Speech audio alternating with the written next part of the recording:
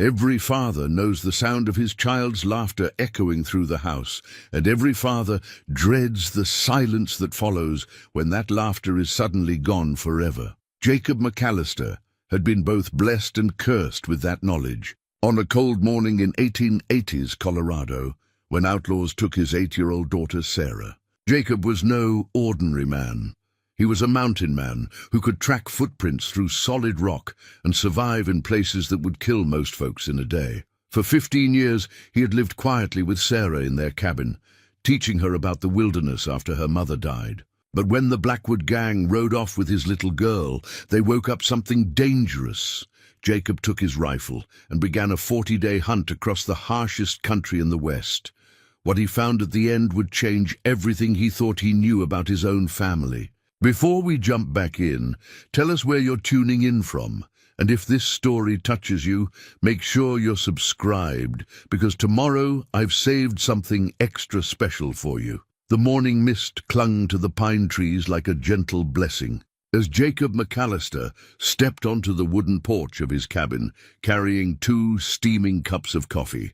The larger mug was his, thick ceramic, chipped from years of use, dark as the mountain soil. The smaller one was painted with tiny wildflowers, a gift he'd bought for Sarah's 7th birthday from a traveling merchant who'd admired her polite manners and bright smile. "Papa, look what I found," Sarah called from the edge of their clearing, her voice carrying that particular excitement children reserve for discoveries that adults might dismiss as ordinary. She held up a pine cone the size of her small fist, its scales perfectly arranged in nature's mathematical precision. Jacob set both cups on the porch rail and walked toward his daughter, his boots crunching softly on the frost-touched grass. At 8 years old, Sarah had her mother's auburn hair and questioning green eyes, but she'd inherited Jacob's steady hands and natural curiosity about the world around them. In the 3 years since Mary's passing, Jacob had watched his daughter grow from a grieving child into a remarkable young person who could identify animal tracks, predict weather changes, and move through the forest with an awareness that impressed even seasoned woodsmen. "That's a sugar pine cone," Jacob said, kneeling beside her to examine her discovery. "See how the scales curve outward? The Washoe people used to gather the nuts from these. They're sweet and full of good fat for winter." Sarah turned the cone in her hands, studying its structure with the same intensity she brought to everything Jacob taught her. This was their morning ritual: coffee for him, warm milk with honey for her, and whatever lessons the wilderness offered up each day. Jacob had learned that children absorbed knowledge best when it came naturally, woven into daily life rather than forced upon them like medicine. Their cabin sat in a natural meadow, surrounded by towering pines and protected by granite outcroppings that formed a bowl around their small piece of paradise. Jacob had chosen this spot carefully 15 years ago when he'd first retreated. From civilization, seeking solitude after experiences he rarely discussed. The location provided fresh water from a year-round spring, southern exposure for Sarah's vegetable garden, and enough isolation to ensure their privacy while remaining accessible to the occasional trader or friendly neighbor. Jacob pulled his survival journal from his shirt pocket, a leather-bound book he'd carried for over 2 decades, its pages filled with sketches of animal tracks, weather patterns, edible plants, and medicinal herbs. He'd started it during his younger years, when survival knowledge meant the difference between life and death in situations he no longer spoke about. Now it served a gentler purpose, helping him pass essential wilderness skills to his daughter. "Come here, little one," he said, settling cross-legged on a fallen log. "Let me show you something about these cones." Sarah nestled beside him as Jacob opened the journal to a page covered with detailed drawings of various pine cones, each labeled with notes about their characteristics, harvest seasons, and uses. His handwriting was careful and precise, the work of a man who understood that information might need to be read in poor light or desperate circumstances. "Your mama helped me draw some of these," Jacob said softly, running his finger along a particularly detailed sketch. "She had a gift for seeing the small things that mattered most." Mary had been gone for 3 years, claimed by a fever that no amount of wilderness medicine could cure. Jacob had ridden hard to fetch the doctor from Gold Creek, but the storm that delayed him had cost precious hours. He still wondered sometimes if those hours might have made the difference, though Sarah's practical nature, so much like her mother's, helped keep his guilt from consuming him entirely. "I remember her hands," Sarah said, tracing the same drawing with her small finger. "They were always warm, even in winter." Jacob felt the familiar tightness in his chest that accompanied memories of his late wife. But Sarah's presence transformed grief into something bearable. The child had an unusual capacity for accepting life's hardships without losing her fundamental joy, a resilience that both amazed and worried him. He wanted to protect that strength while ensuring she understood the world's genuine dangers. "She would have been proud of how well you've learned to read the forest," Jacob said. "Yesterday you spotted that deer trail I almost missed. Your eyes are getting sharper every season." Sarah beamed at the praise, then grew thoughtful. "Papa, why do you know so much about surviving? Before Mama died, you used to disappear sometimes. Where did you go?" Jacob closed the journal, considering his words carefully. Sarah deserved honesty, but she was still a child. Some truths could wait until she was older and better equipped to understand the complexities of adult choices and consequences. "Before I came to these mountains, I lived a different kind of life," he said. "I learned things that helped me stay alive in difficult places, far from home. When I met your mother, I realized I wanted something better than just surviving. I wanted to build something peaceful and lasting. Like our cabin, like our family," Jacob corrected gently. "The cabin is just wood and stone. Family is what makes a place feel like home." They walked back toward the cabin together, Sarah chattering about her plans for the day, while Jacob's mind wandered to practical concerns. Winter would arrive in a few months, and he needed to finish splitting firewood, check their food stores, and make sure their shelter could withstand another harsh Colorado winter. These mountains tested everyone who chose to call them home, but Jacob had learned to read their moods and work with their rhythms rather than fighting against them. The morning routine continued with breakfast, fresh trout from the stream, eggs from their small flock of chickens, and bread Sarah had helped bake the previous evening. Jacob watched his daughter eat with the healthy appetite of a growing child, noting how she'd learned to savor her food rather than rushing through meals. Mountain life taught patience and appreciation for simple pleasures. "After we finish eating, I want to show you how to repair snares," Jacob said. "The rabbits have been getting cleverer about avoiding our usual spots." Sarah nodded eagerly. She approached every lesson with enthusiasm, understanding instinctively that knowledge might someday mean survival. Jacob had never explicitly told her that wilderness skills could be matters of life and death, but children possessed their own wisdom about such things. As they cleaned up after breakfast, Jacob found himself studying Sarah's face, memorizing the way morning light brought out the gold flecks in her green eyes. These quiet moments had become precious to him, the gentle rhythm of their shared life, the way she trusted his guidance completely, the gradual transformation of a grieving widower into someone who could imagine happiness again. He had no way of knowing that this would be their last peaceful morning together, that by tomorrow the cabin would stand empty, and Sarah's laughter would be replaced by a silence that would drive him across hundreds of miles of unforgiving wilderness. For now, Jacob McAllister was simply a father teaching his daughter about pine cones and planning their day around the gentle rhythms of mountain life. "Papa," Sarah said, looking up from washing their breakfast dishes in a basin of warm water, "do you think Mama can see us from heaven?" Jacob paused in his task of banking the fire, struck by the question's timing and his daughter's serious expression. "I believe she watches over us," he said carefully, "and I think she'd be proud of the strong, smart young woman you're becoming." Sarah smiled, satisfied with his answer, and returned to her chores with renewed energy. Jacob watched her work, noting how she'd learned to be thorough without being wasteful, efficient without hurrying. These were lessons that extended far beyond housekeeping. principles of living that would serve her well no matter what challenges life presented. The sun climbed higher, burning away the morning mist and promising another beautiful day in their mountain sanctuary. Jacob felt a deep contentment settling over him like a comfortable old coat. This was the life he'd dreamed of during those harder years.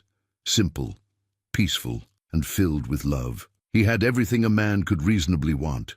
Tomorrow he would learn how quickly everything could be taken away. The sound came at dawn, hoofbeats thundering across the meadow like a violent heartbeat against the mountain silence.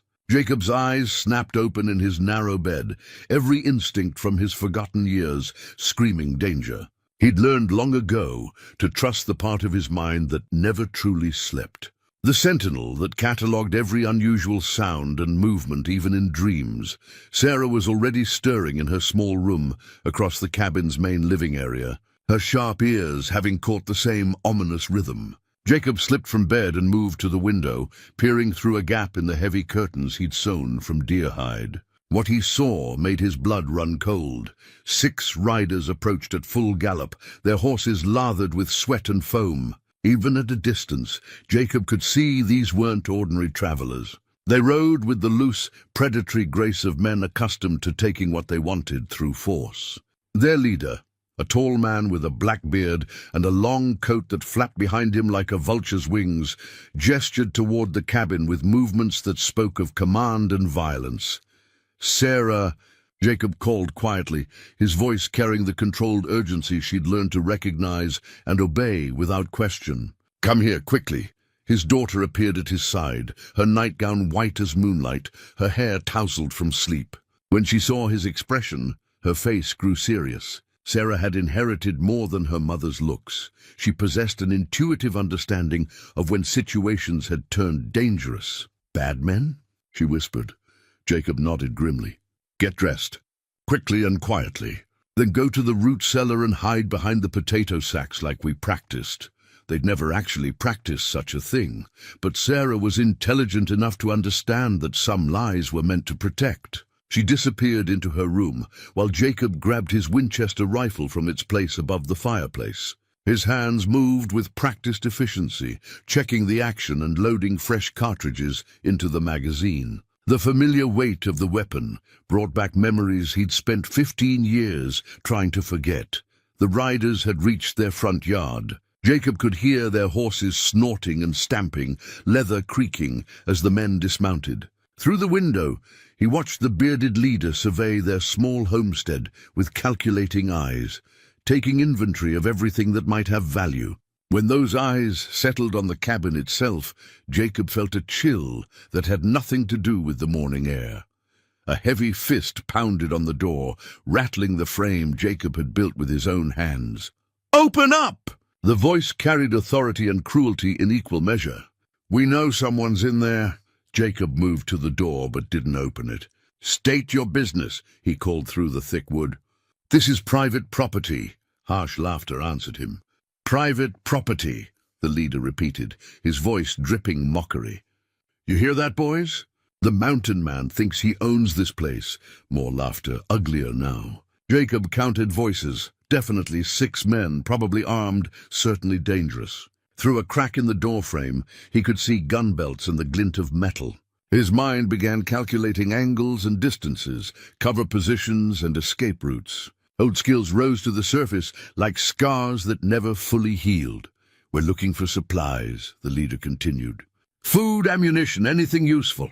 You can make this easy or you can make it hard, but either way, we're coming in." Jacob's grip tightened on his rifle. "I've got nothing you need. Keep riding." "Oh, but you're wrong about that." The voice moved closer to the door, and Jacob could hear the smile in it. "See, we've been watching your place for a while. You and that pretty little daughter of yours live real comfortable up here. Real isolated, too. Nobody around to hear if things get loud." Ice formed in Jacob's veins. They'd been watching Sarah. These weren't random bandits. They'd scouted his home, learned his routines, planned this raid. The realization transformed his fear into something colder and more dangerous. "My daughter's not here," Jacob lied.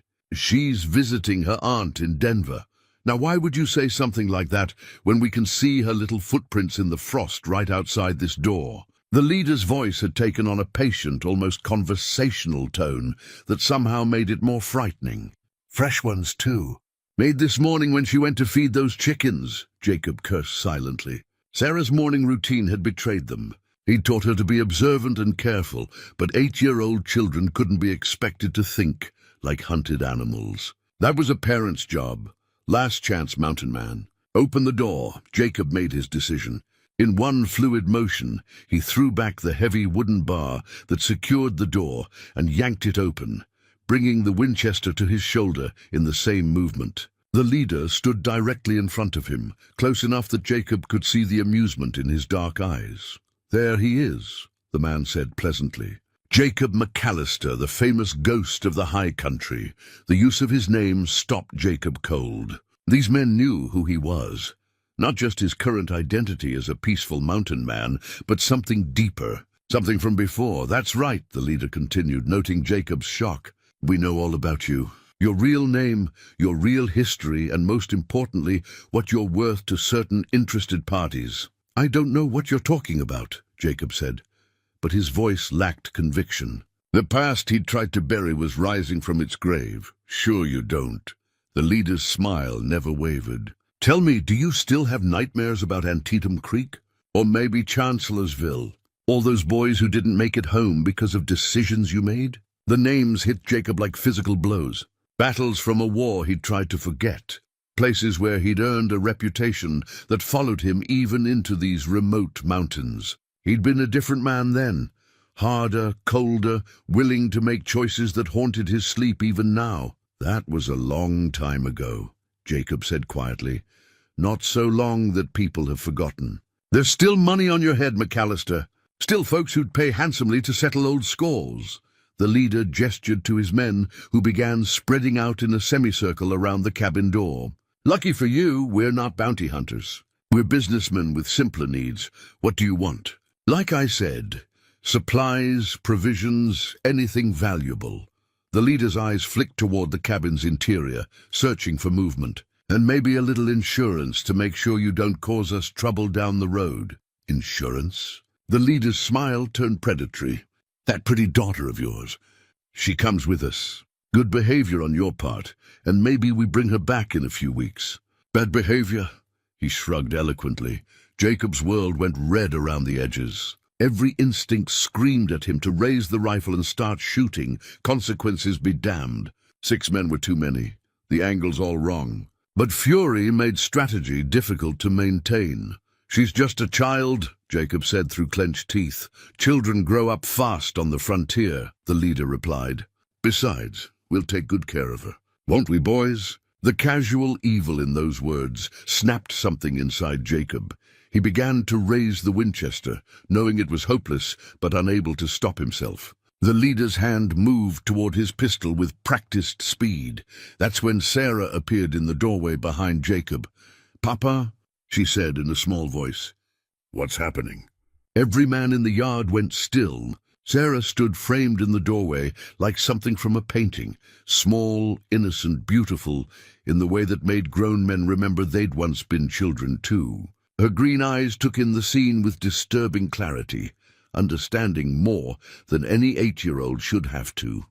"There she is," the leader breathed. "Even prettier than we heard." Jacob felt his daughter's hand slip into his, small fingers gripping tight. The touch steadied him, reminded him that rage without strategy would only get them both killed. He needed to think, to plan, to find a way out of this that didn't end with Sarah in the hands of monsters. "Run, Sarah," he said quietly. "Go to the cellar like I told you," but it was too late. 2 of the bandits had already circled behind the cabin. Jacob heard Sarah's sharp intake of breath as she spotted them through the rear window. They were trapped, caught in their own home like animals in a snare. "No running," the leader said cheerfully. "No hiding. Just a simple transaction between reasonable men." He gestured towards Sarah with mock courtesy. "Young lady, would you be so kind as to step outside? We have a long ride ahead of us." Sarah's grip on Jacob's hand tightened to the point of pain. "I don't want to go," she whispered. You don't have to, Jacob told her, though he knew it was a lie. Nobody's taking you anywhere, the leader laughed. Oh, but they are. See, this is bigger than just you and me, McAllister. There are people who want to have a conversation with you about old times, old debts. Your daughter is going to make sure that conversation happens on their terms, not yours.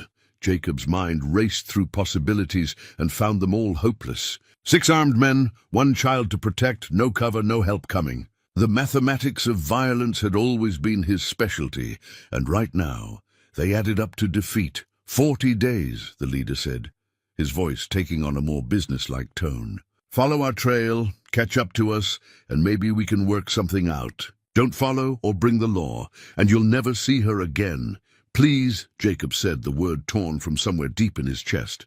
Take me instead. Oh, we will, eventually.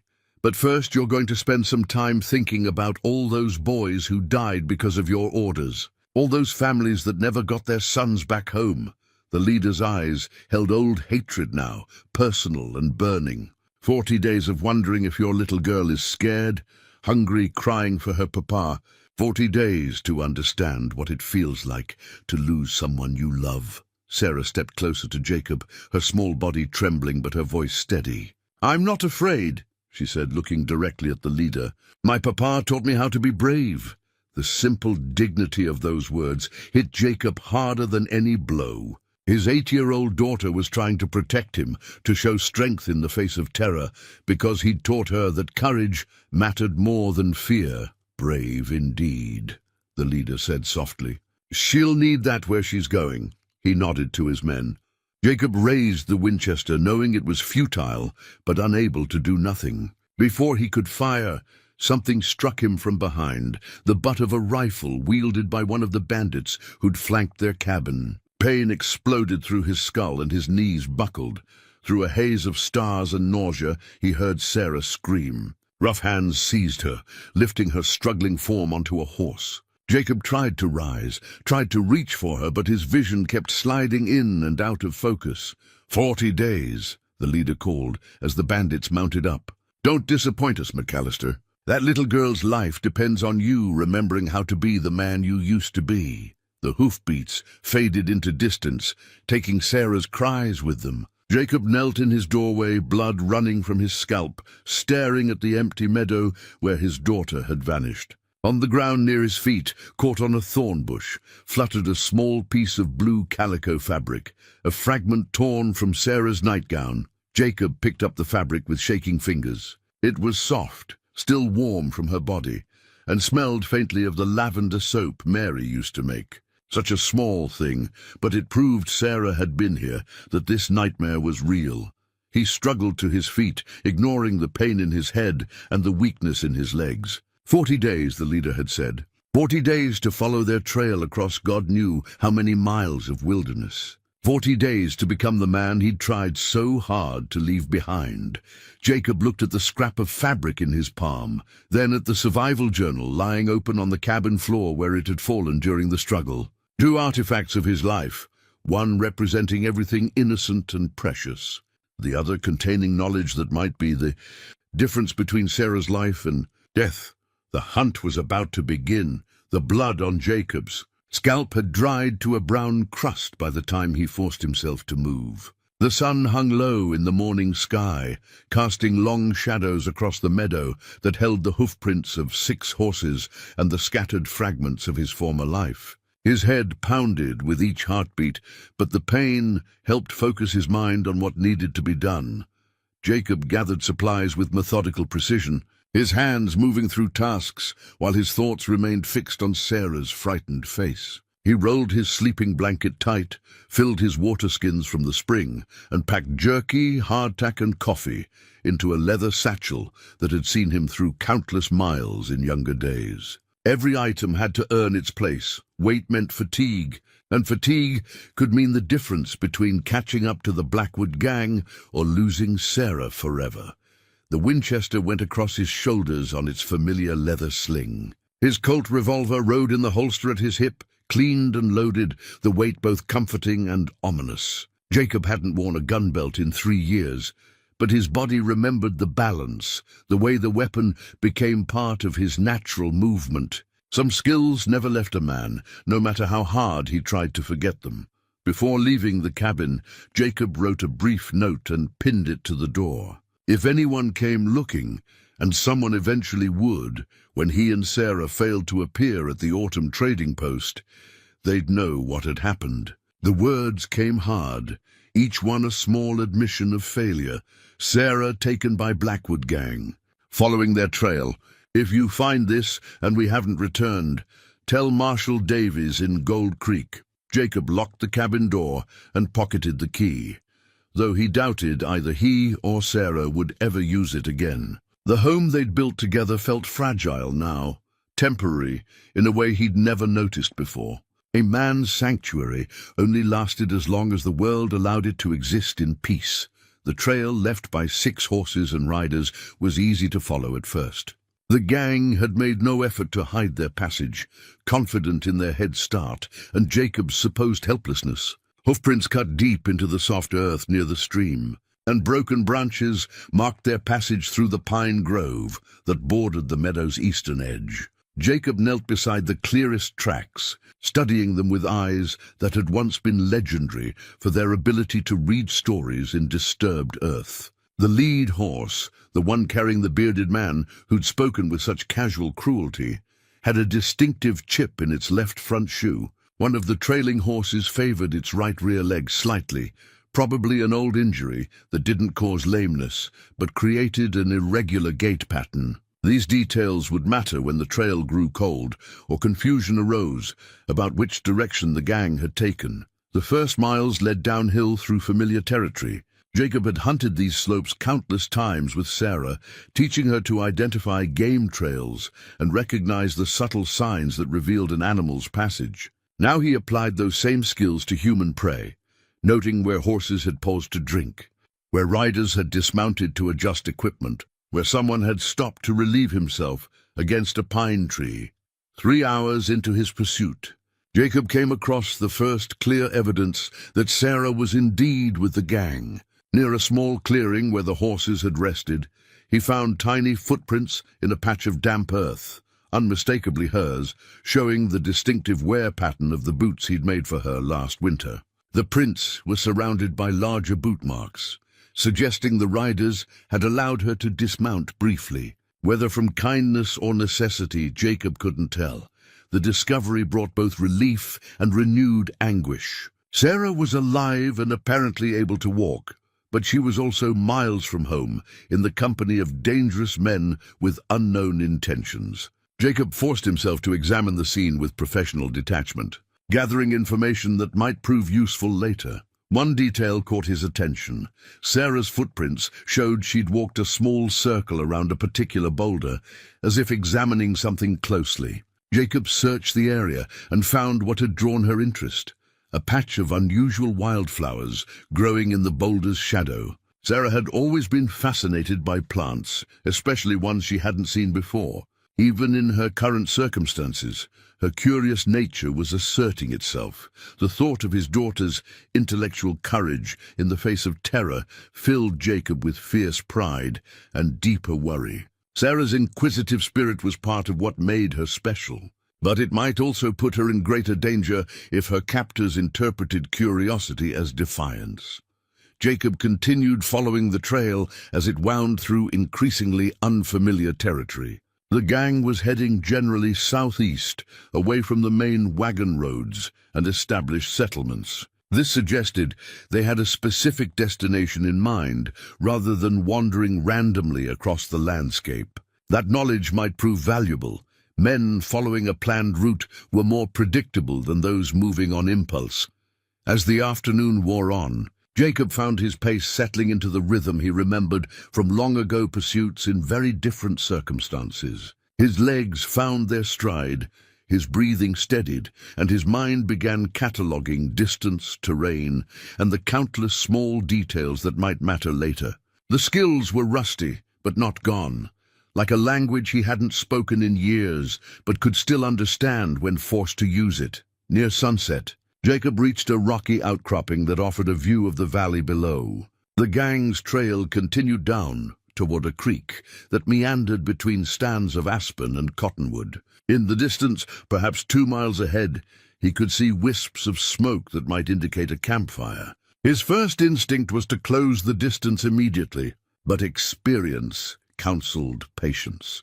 Jacob settled behind a screen of boulders and studied the distant smoke through the small brass telescope he'd carried in his pack. The magnification revealed what appeared to be a well-used camping spot beside the creek, probably a place where travelers regularly stopped for water and rest. If the Blackwood gang was indeed camped there, approaching in daylight would be suicide. Better to wait for full darkness and scout their position carefully. While he waited, Jacob opened his survival journal and made careful notes about the day's discoveries. The chip in the lead horse's shoe, the injured animal's gait pattern, Sarah's apparent interest in unknown flowers, the gang's southeastern direction of travel. All potentially important information that he might need to recall weeks from now, when fatigue and stress had clouded his memory. The journal's familiar weight in his hands brought back memories of other pursuits, other camps where he'd sat alone in the darkness planning approaches that might mean life or death for himself and others. The techniques were the same, but the stakes felt infinitely higher. In his younger days, he'd been pursuing enemies, dangerous men who'd chosen their fate through their actions. Now he was hunting for his daughter, an innocent child whose only crime was being born to a father with a complicated past. As full darkness settled over the valley, Jacob crept closer to the suspected campsite. The terrain favored stealth, loose shale that absorbed footsteps, scattered boulders that provided cover, and a creek whose babbling masked small sounds. He moved with the deliberate care of a man who understood that one misstep could cost everything. The smoke he'd seen proved to come from a small fire built in the shelter of an overhanging rock. Around it, Jacob could make out the shapes of sleeping men wrapped in blankets, 5 figures instead of 6. One man sat with his back against a tree, apparently standing watch, a rifle across his knees, and his attention focused on the darkness beyond the fire's light. Jacob spent 20 minutes working his way around the camp's perimeter, noting positions, weapons, and possible escape routes. The horses were picketed near the creek, close enough to the fire for security, but far enough away that they wouldn't be spooked by sudden movements. The gang had chosen their position well, defensible, with good sightlines and multiple options if they needed to move quickly. But where was Sarah? Jacob's heart hammered as he searched the campsite for any sign of his daughter. The mathematics were wrong. 6 riders, but only 5 sleeping forms, and none small enough to be an 8-year-old child. Fear rose in his throat, cold and bitter. Had they already? Movement near the creek caught his eye. A 6th figure emerged from the trees, walking toward the fire, with the casual gait of someone answering nature's call. As the man came into the light, Jacob could see it was the bearded leader, stretching and yawning, like a man who'd been sleeping peacefully. Still, no sign of Sarah. Jacob forced himself to think logically. The gang wouldn't have killed her. She was too valuable as leverage over him. More likely, they'd hidden her somewhere secure, probably tied up to prevent escape attempts. The obvious place would be among the trees near the horses, close enough for supervision, but far enough from the fire to muffle any sounds she might make. Jacob began a careful circuit toward the horse lines, moving with infinite patience through the darkness. His feet found solid ground by feel. His body flowed around obstacles like water, and his breathing remained controlled despite the terror gnawing at his chest. These were skills learned in circumstances he preferred not to remember, polished by necessity and baptized in other people's blood. Near the horses, Jacob's persistence was rewarded. A small shelter had been constructed from blankets stretched between tree trunks, crude but effective protection from the night air. Inside, barely visible in the darkness, lay a motionless form too small to be anyone but Sarah. Jacob's relief was so intense it made him dizzy. She was there, apparently unharmed, probably sleeping. Every instinct screamed at him to rush forward, cut whatever bonds held her, and carry her away into the safety of darkness. But the rational part of his mind, the part that had kept him alive through 2 wars, and countless dangerous situations forced him to wait and observe. The Kiai shelter was positioned where the camp's sentry could watch it easily. Any attempt to reach Sarah would require dealing with the guard first, and that meant violence, noise, and the attention of 5 other armed men. Even if Jacob succeeded in killing or disabling the sentry silently, extracting Sarah from the camp without waking the others would be nearly impossible. The risk of getting her killed in the attempt was too high. Jacob spent another hour studying the camp, memorizing details, and looking for opportunities that didn't exist. Finally, with dawn approaching and the need to withdraw before daylight exposed him, he began the careful journey back to his own temporary shelter among the rocks above the valley. The night's reconnaissance had answered some questions and raised others. Sarah was alive and apparently unharmed, but she was also under close guard in a well-defended position. The Blackwood gang was experienced and professional, not the random criminals Jacob had initially hoped they might be. Rescuing Sarah would require more than stealth and determination. It would demand the full resurrection of skills Jacob had spent 15 years trying to bury. As he settled into his cold camp to wait for morning, Jacob pulled out a crumpled piece of paper he'd been carrying since leaving the cabin. It was a wanted poster, old and faded, bearing the image of a younger man with hard eyes and a description of crimes that made civilized people cross themselves in fear. Marcus Blackjack Blackwood, wanted for murder, kidnapping, robbery, and worse.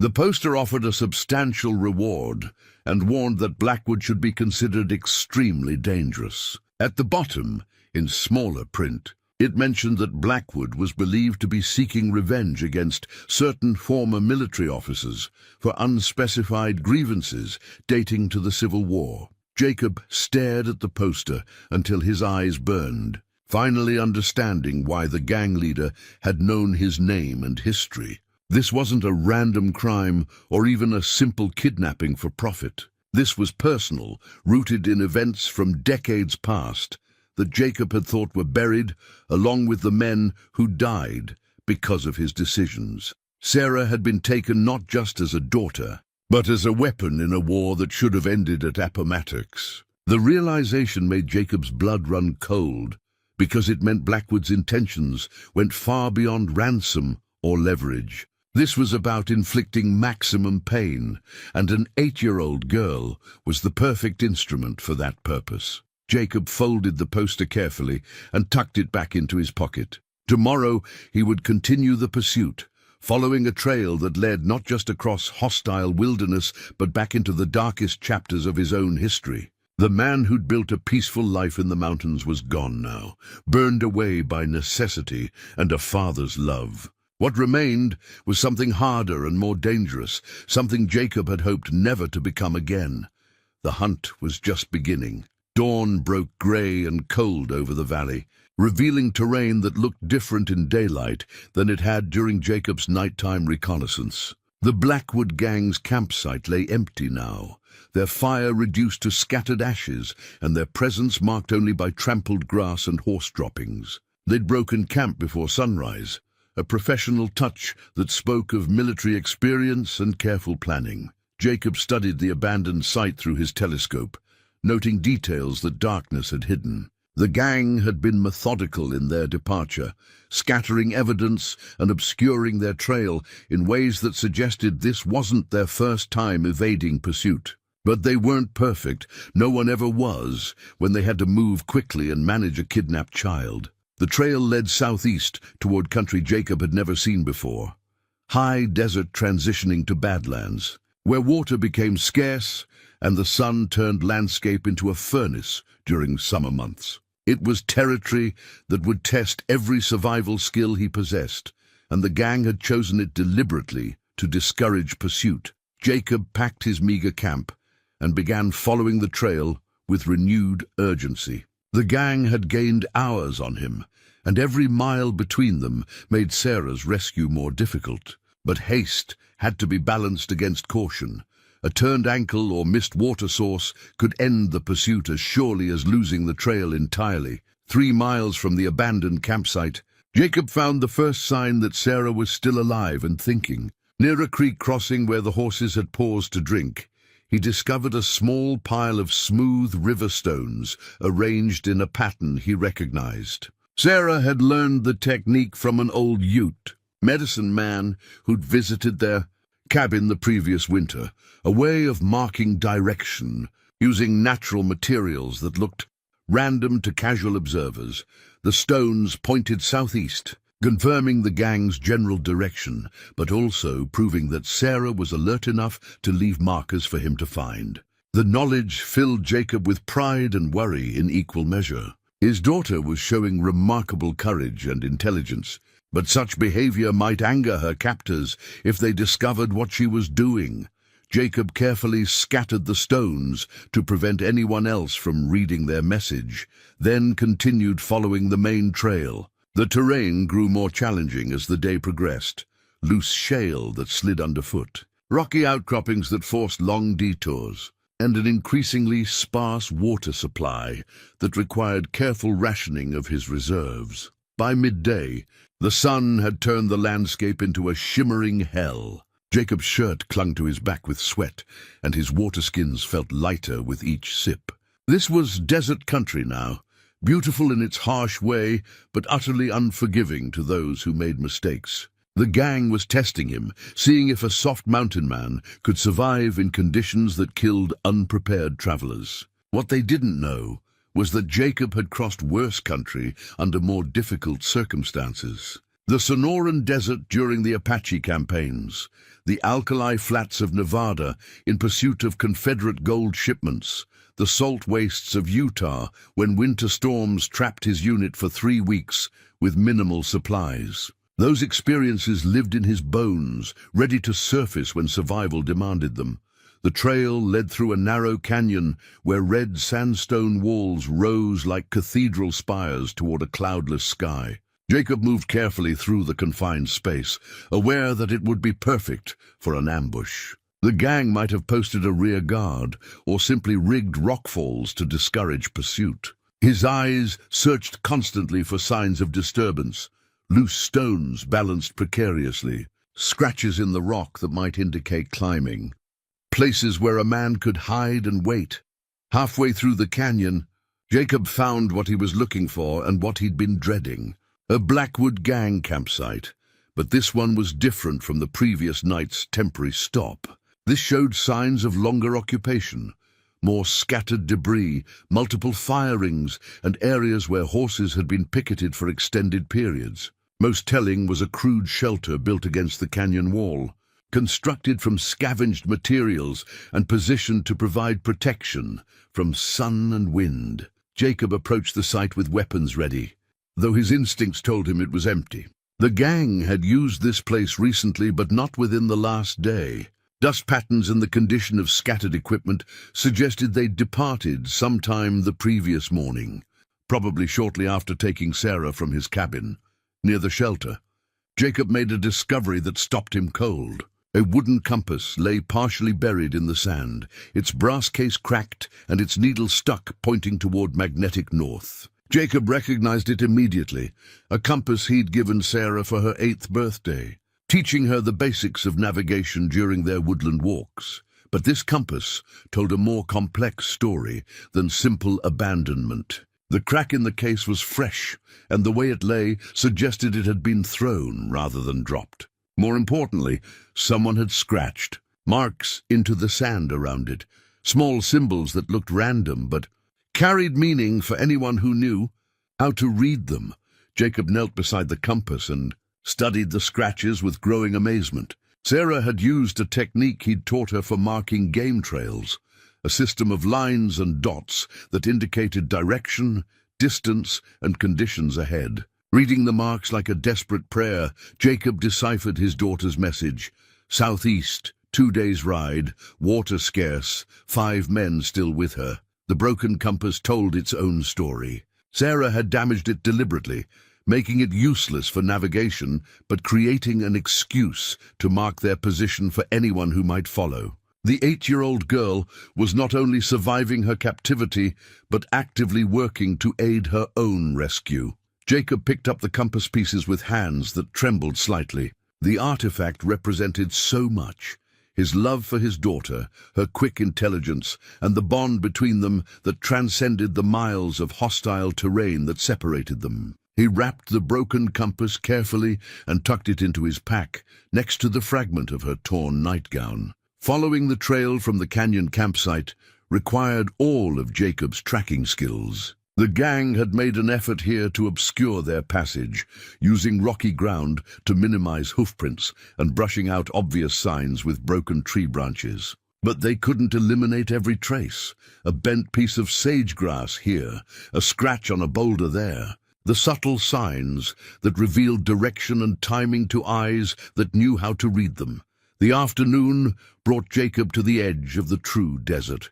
Behind him lay the familiar world of mountains and forests. Ahead stretched an alien landscape of sand, scattered rocks, and sparse vegetation, clinging to life in impossible conditions. The gang's trail continued straight into this wasteland, as clear as a signature written in earth and stone. Jacob paused at the transition point, studying the terrain ahead and making calculations that would determine whether he lived or died in the coming days. Water would be the critical factor, finding it, conserving it, and knowing when to risk everything on sources that might prove to be mirages or poisoned alkaline pools.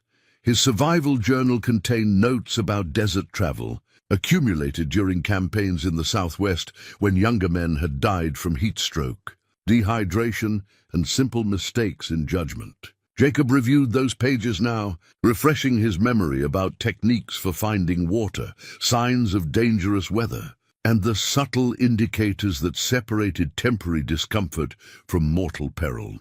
The sun was beginning its descent toward the western horizon when Jacob made the commitment to follow the trail into the desert. There was no real choice. Sarah was somewhere ahead, probably suffering in heat she'd never experienced. Depending on his ability to find her before the harsh environment claimed them both. Jacob filled his water skins at a small seep near the desert's edge, knowing it might be the last reliable source for many miles. He also gathered additional supplies the hostile landscape offered: barrel cactus fruit for emergency water, strips of inner bark from a cottonwood tree for emergency food, and several smooth stones that could be used as tools or weapons if circumstances required. As evening approached, Jacob found himself following the gang's trail across terrain that seemed designed to discourage human passage. The sand was loose and difficult to walk through, the scattered rocks were sharp enough to cut leather, and the few plants showed thorns instead of welcome. This was country that tested every aspect of survival knowledge, but Jacob had advantages the gang probably didn't realize he possessed. His experience included not just military campaigns, but also time spent with Native American guides who'd shared techniques passed down through generations of desert survival. He knew how to read wind patterns for signs of distant water, how to find shade in apparently shadowless landscape, and how to move efficiently across terrain that exhausted inexperienced travelers. More importantly, Jacob was traveling light and alone, while the gang had to manage horses' equipment and a kidnapped child who might require special care. Their advantages in numbers and weapons were offset by logistical challenges that would slow their progress and force them to seek water more frequently than a single determined man. As darkness fell across the desert, Jacob made his own camp in the shelter of a rock formation that provided protection from wind and concealment from anyone who might be watching his back trail. He allowed himself a small fire for warmth and coffee, confident that the smoke would dissipate quickly in the dry air. While he waited for his coffee to brew, Jacob studied the broken compass by firelight, tracing the scratches Sarah had made in the sand with his finger. His daughter was proving to be remarkably resourceful, showing courage and intelligence that would have impressed trained soldiers. The knowledge filled him with fierce pride, but also with deeper worry about what she might be enduring. Jacob's coffee was bitter and strong, flavored with alkali dust and the metallic taste of desert air. As he sipped it, he considered what lay ahead. The gang was 2 days ahead, but traveling with burdens that would slow them down. Sarah's messages suggested they weren't mistreating her badly enough to prevent her from thinking clearly, which meant she was probably being kept as valuable cargo rather than suffering active abuse. The thought provided cold comfort. Even well-treated captives could die in desert conditions, and 8-year-old children had limited tolerance for heat, thirst, and the psychological stress of uncertainty. Jacob needed to close the distance quickly, while conserving enough strength to be effective when he finally caught up with them. As he settled into his blanket for a few hours of rest, Jacob allowed himself to think about Sarah's courage. She was handling her situation with a maturity that both impressed and saddened him. No child should have to develop such survival skills under such circumstances. But the frontier had a way of forcing growth on those who wanted to live through its challenges. The desert night brought cold that seemed to leach warmth from his bones, despite the day's brutal heat. Jacob wrapped himself tightly and tried to find sleep, knowing that tomorrow would bring new tests of endurance and determination. Somewhere ahead in this vast wasteland, his daughter waited for rescue that might never come. But Jacob McAllister had never failed to complete a mission once he'd committed to it. And Sarah's life was the most important mission he'd ever undertaken. The broken compass in his pack was proof that she believed he would find her, and that faith was worth more than any weapon or survival tool he carried.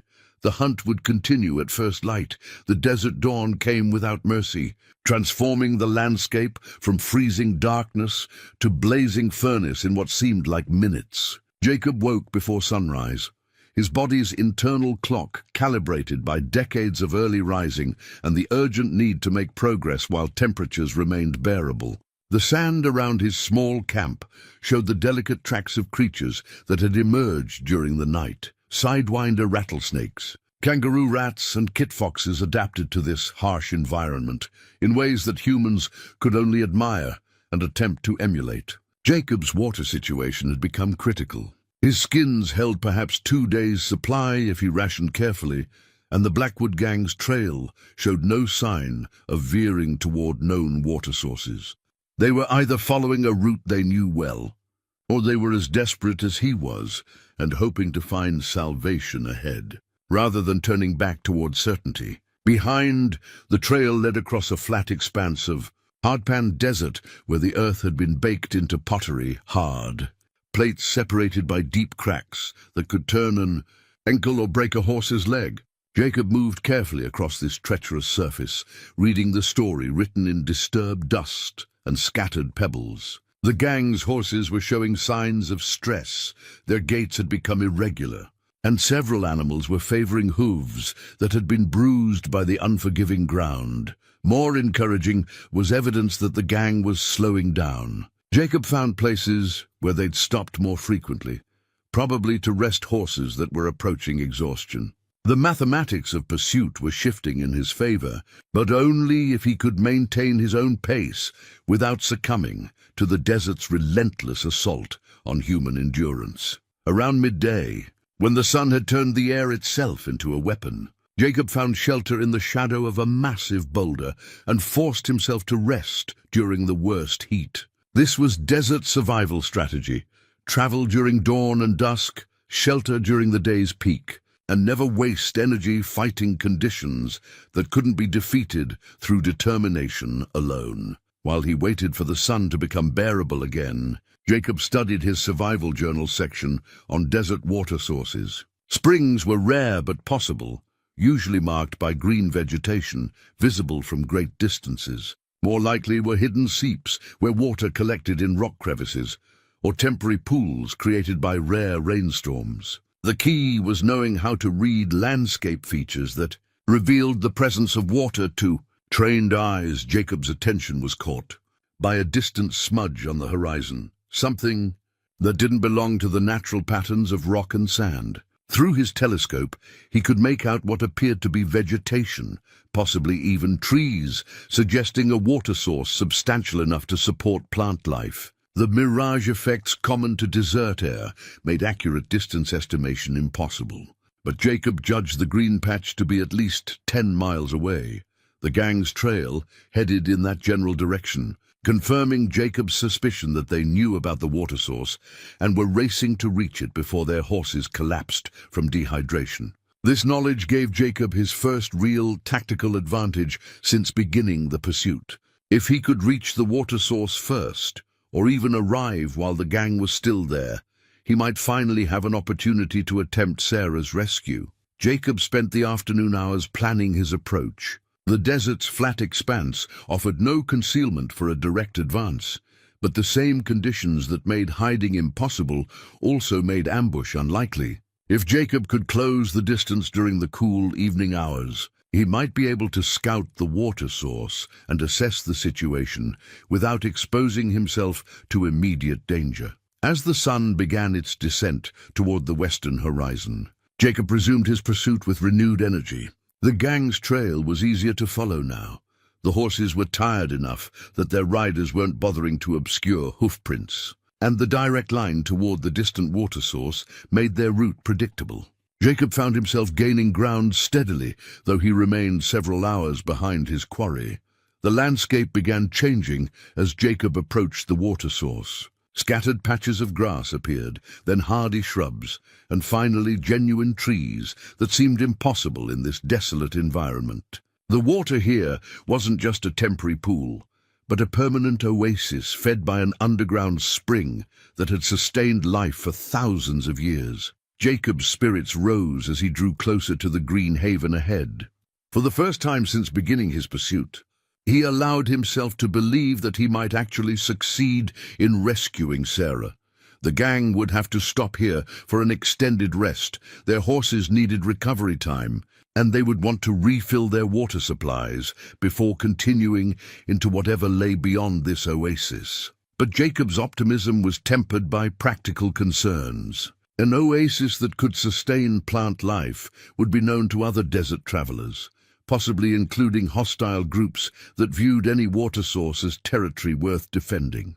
The Blackwood gang might not be the only dangerous element he'd have to deal with. As evening approached, Jacob could see the oasis clearly, a cluster of cottonwood trees surrounding a small lake fed by springs that bubbled up from underground sources. The water appeared clean and abundant, a treasure beyond price in this harsh environment. More importantly, he could see smoke rising from among the trees, indicating that someone had made camp near the water.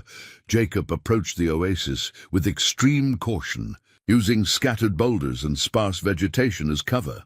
His military training reasserted itself as he moved, staying low, avoiding sudden movements, keeping the wind direction in mind so that sound wouldn't carry to alert potential enemies. These were skills learned in circumstances where mistakes meant death. Polished by necessity and fear, from a ridge overlooking the oasis, Jacob could see the Blackwood gang's camp clearly through his telescope.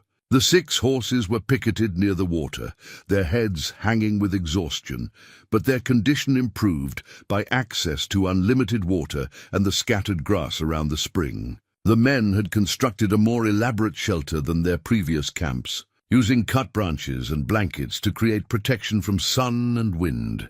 Most importantly, Jacob could see Sarah. His daughter sat in the shade of the largest cottonwood, her back against the trunk and her legs drawn up to her chest in a posture that spoke of weariness and worry. She appeared unharmed but subdued, lacking the natural animation that had always characterized her personality. The sight filled Jacob with rage and relief in equal measure. Sarah was alive and apparently uninjured, but she was clearly suffering from the psychological strain of captivity.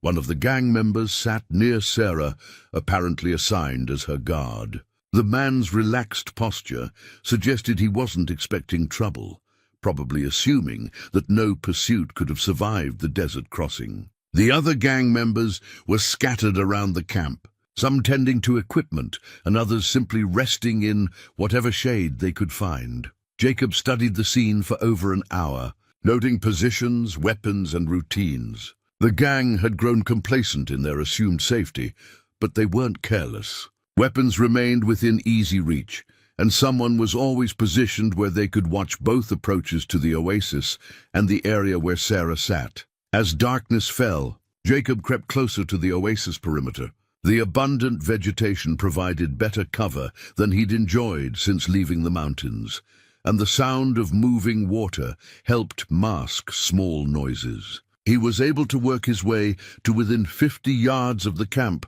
before the risk of detection became too great. From his hidden position, Jacob could hear conversation around the gang's campfire. The bearded leader, Marcus Blackwood himself, if Jacob's identification was correct, was discussing their route ahead with casual authority. They planned to remain at the oasis for 2 days, allowing their horses to recover completely before attempting the next stage of their journey. "The old man's probably buzzard food by now," one of the gang members said, his voice carrying clearly in the still air. "Nobody follows a trail into this country and lives to tell about it." "Don't underestimate Jacob McAllister," Blackwood replied quietly.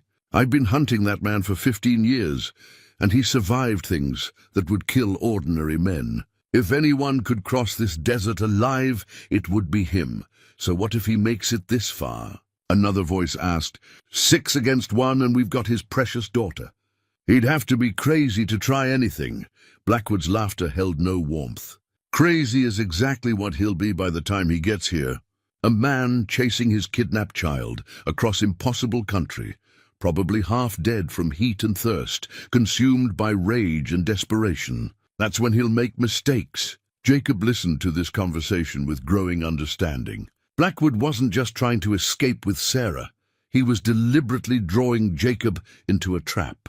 The gang leader wanted him to follow, wanted him to arrive exhausted and desperate, wanted him to attempt a hopeless rescue that would provide Blackwood with the revenge he'd been seeking for 15 years.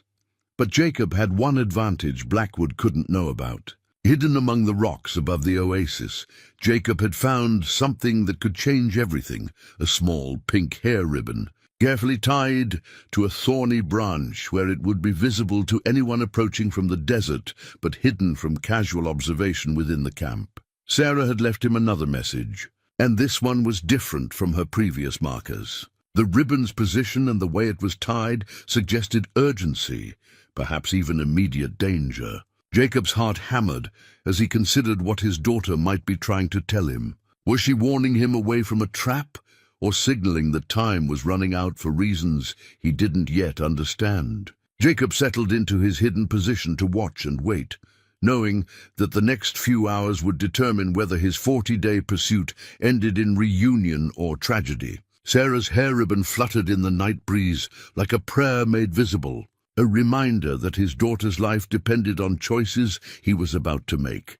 The oasis had become a stage where past and present would collide, where a father's love would be tested against a bitter enemy's thirst for revenge. Jacob checked his weapons one final time and prepared to discover what Sarah's final message really meant. Jacob spent the long desert night studying every detail of the Blackwood gang's camp, memorizing guard rotations, weapon positions, and the subtle rhythms of men who believed themselves safe from pursuit. The oasis provided enough ambient light from stars reflecting on water that he could observe without exposing himself, and the constant murmur of the spring masked small movements as he adjusted his position to maintain surveillance. Around midnight, Jacob made a disturbing discovery. While searching through abandoned gear near the camp's perimeter, he found a leather saddlebag that had been carelessly discarded among some rocks. Inside, wrapped in oiled cloth, was a daguerreotype photograph of a woman and small child, strangers to Jacob. But the image was treated with the careful reverence that suggested deep personal significance. The photograph was old, probably taken 15 or 20 years earlier, showing a young woman in a simple dress holding a toddler on her lap. Both subjects had the serious expressions common to early photography, but there was warmth in their eyes and in the way the woman's hand rested protectively on the child's shoulder.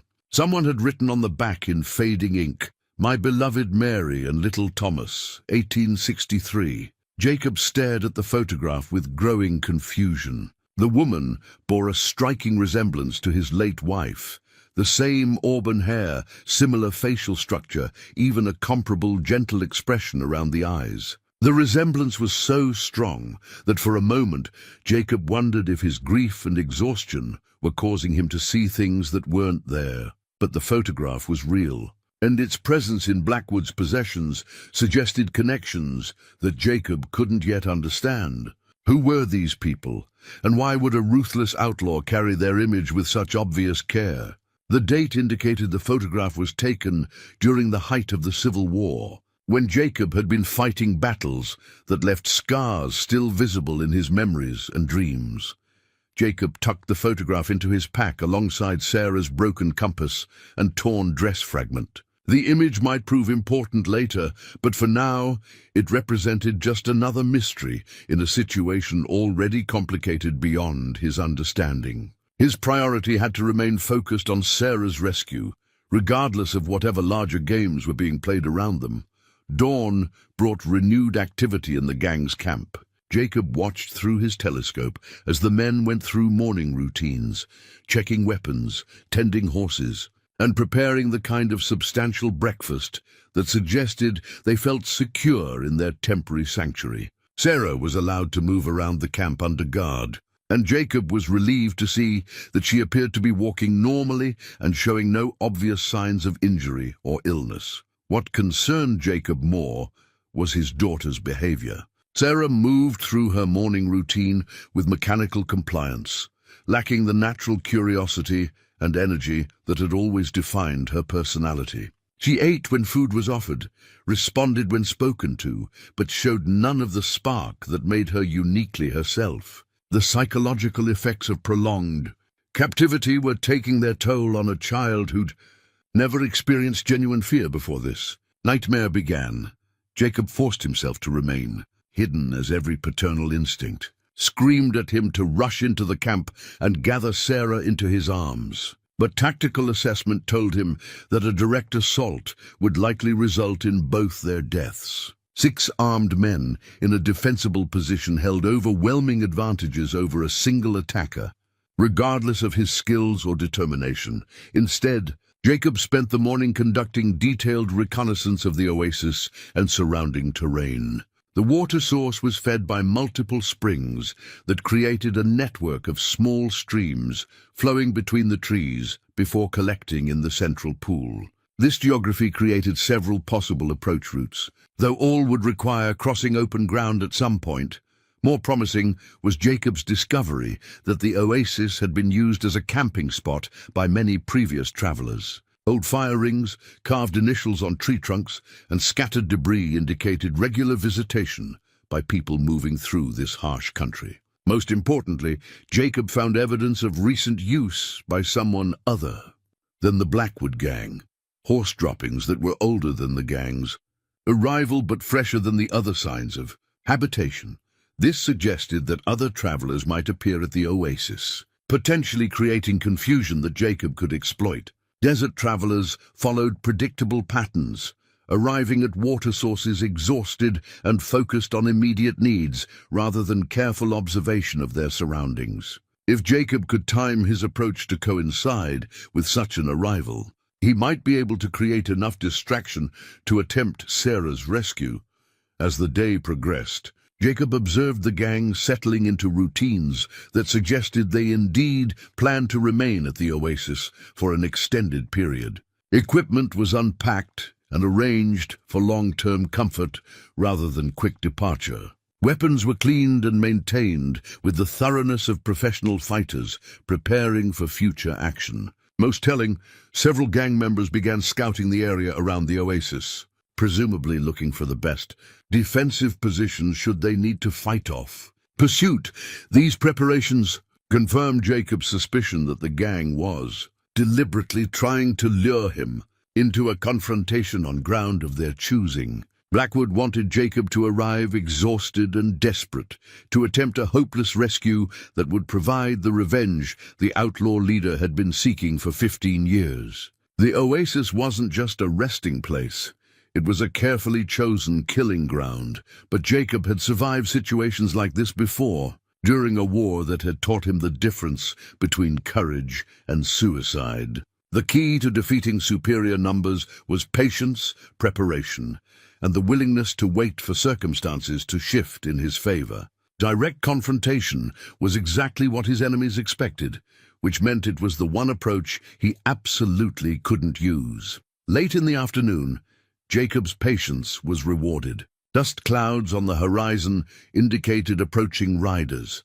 At least 3, possibly 4 people moving toward the oasis at the steady pace of travelers who knew their destination and were confident of their welcome.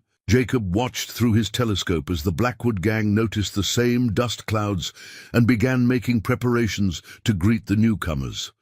The approaching riders turned out to be a small family group, a man, woman, and 2 teenage children leading pack animals loaded with trade goods. They had the weathered appearance of people who made their living moving merchandise between isolated settlements. Experienced desert travelers who knew how to survive in hostile country, but probably had limited combat experience. Jacob watched with growing tension as the trading family approached the oasis. They called out friendly greetings to the Blackwood gang, clearly assuming they were encountering fellow travelers rather than dangerous criminals. The gang responded with apparent hospitality, inviting the newcomers to share the water and make camp for the night.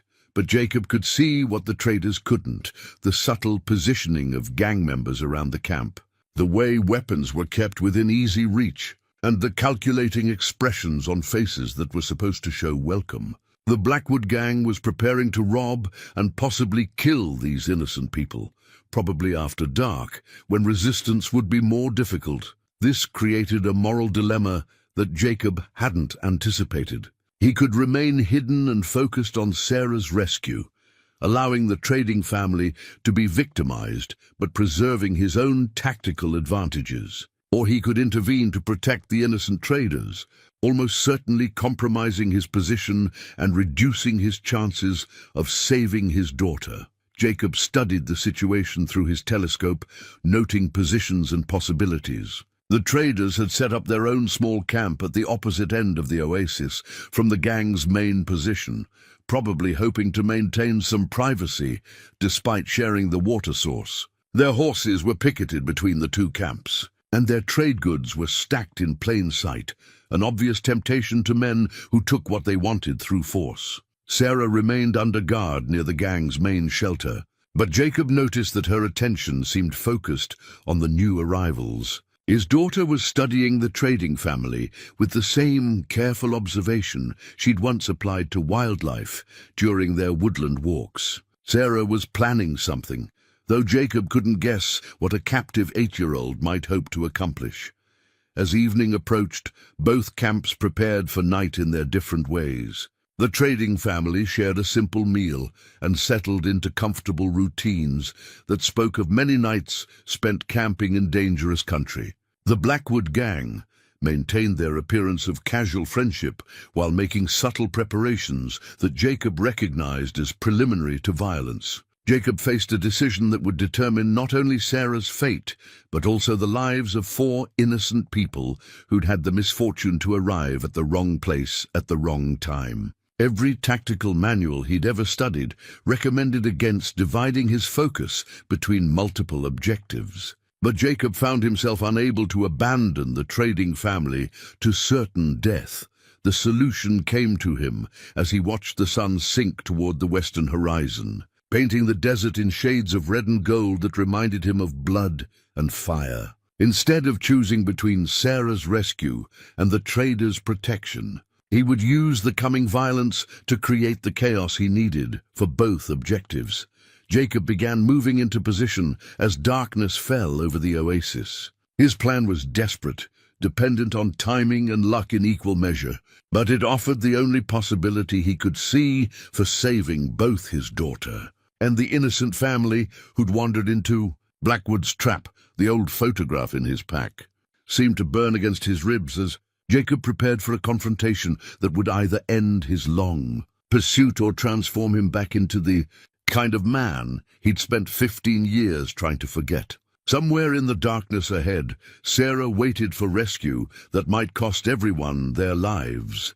But Jacob McAllister had never walked away from a fight when innocent people needed protection, and he wasn't going to start now, even if it meant sacrificing his best chance of saving his own daughter.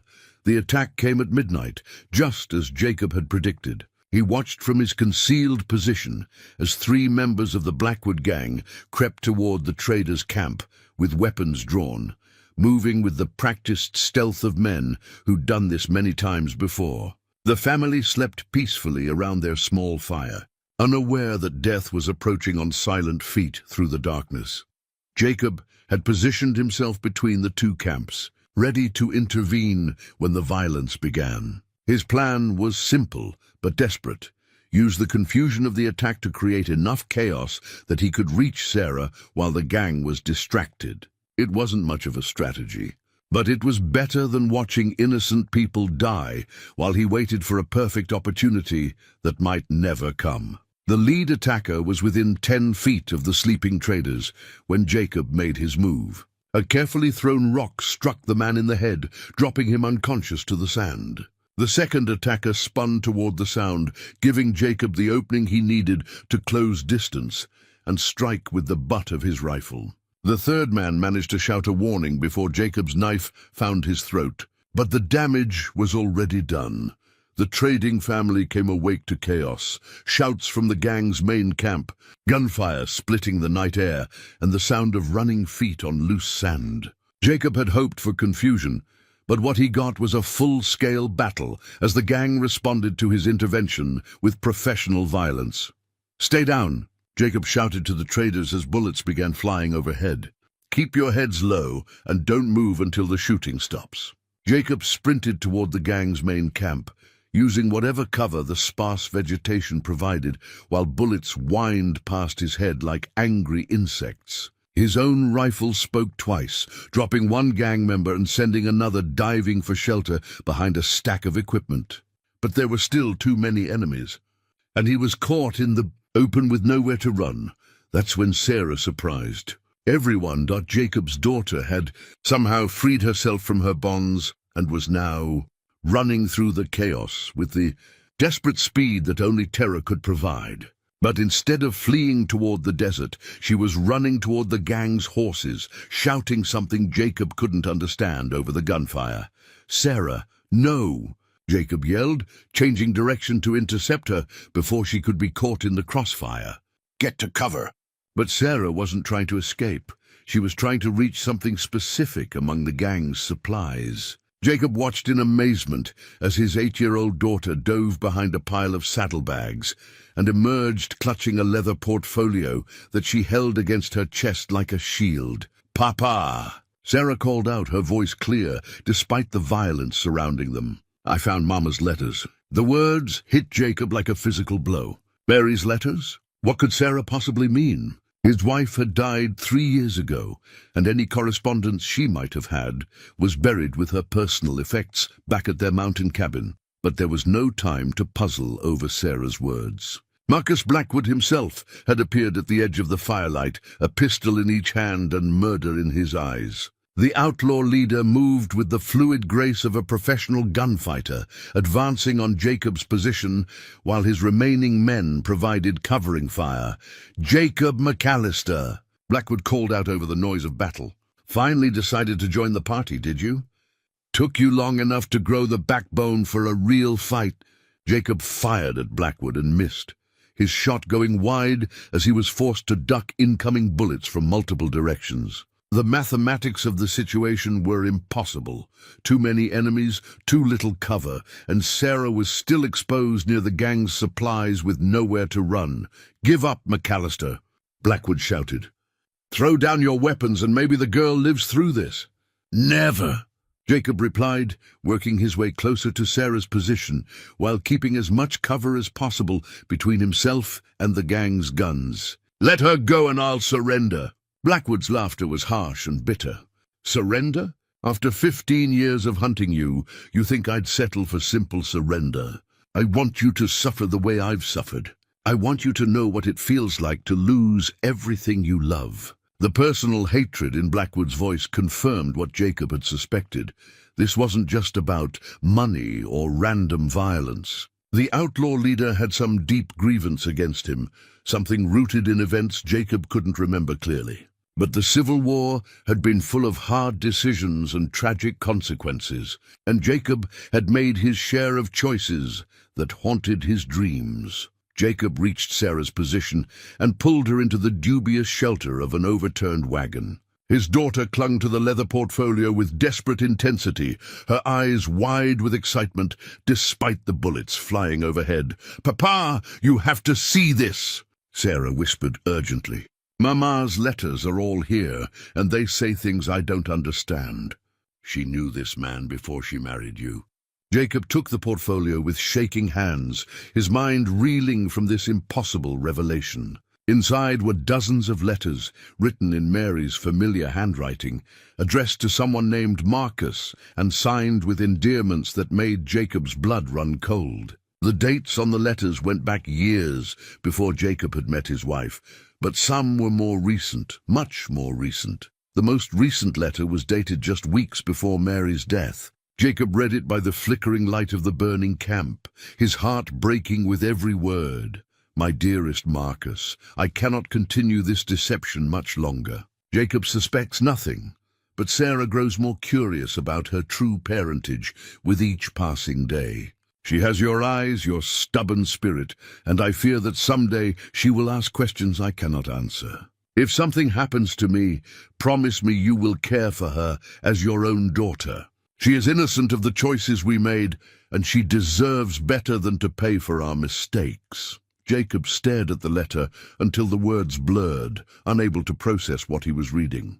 Mary had been in communication with Marcus Blackwood throughout their marriage. Sarah might not be his biological daughter. The woman he'd loved and trusted had been living a lie that encompassed their entire life together. "Papa." Sarah's voice seemed to come from very far away. "Are you all right?" "You look sick." Jacob folded the letter carefully and looked at his daughter, possibly not his daughter, with eyes that saw her clearly for the first time. Sarah did have unusual eyes, a deep brown that neither Jacob nor Mary possessed. Her stubborn independence, her fearless curiosity, her ability to remain calm under pressure. All traits that Jacob had attributed to good parenting, but that might actually be inherited from a man he'd spent weeks hunting across impossible terrain. "Sarah," Jacob said quietly, "do you understand what these letters mean?" His daughter nodded solemnly.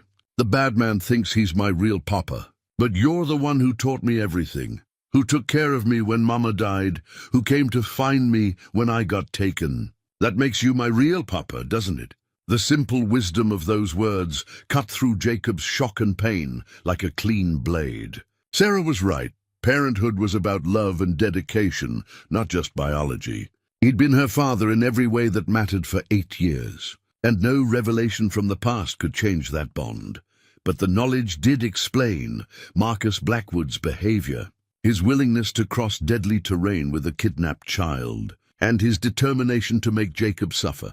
The outlaw leader believed Sarah was his daughter, taken from him by a man who'd stolen both his woman and his child. In Blackwood's mind, this wasn't kidnapping. It was reclaiming what belonged to him. The gunfire had stopped while Jacob wrestled with his personal revelation. Now voices could be heard approaching through the darkness. Blackwood and his surviving men, probably moving to finish what the battle had started. Jacob checked his weapons and prepared for what might be their final confrontation. "Papa," Sarah whispered, pressing something into his hand. "I found this with Mama's letters. I think it's important." Jacob looked down to see a small silver locket that he'd never seen before. Inside was a miniature photograph of Sarah as a baby, and opposite it, a picture of Marcus Blackwood as a much younger man. The resemblance between father and daughter was unmistakable once Jacob knew what to look for. The locket was more than just a keepsake. It was proof of Sarah's parentage and evidence of Mary's secret relationship with the outlaw leader. But it was also something else, a symbol of the complex web of love, loss, and loyalty that had brought them all to this deadly confrontation in a desert oasis. Jacob closed the locket and tucked it into his shirt pocket next to his heart.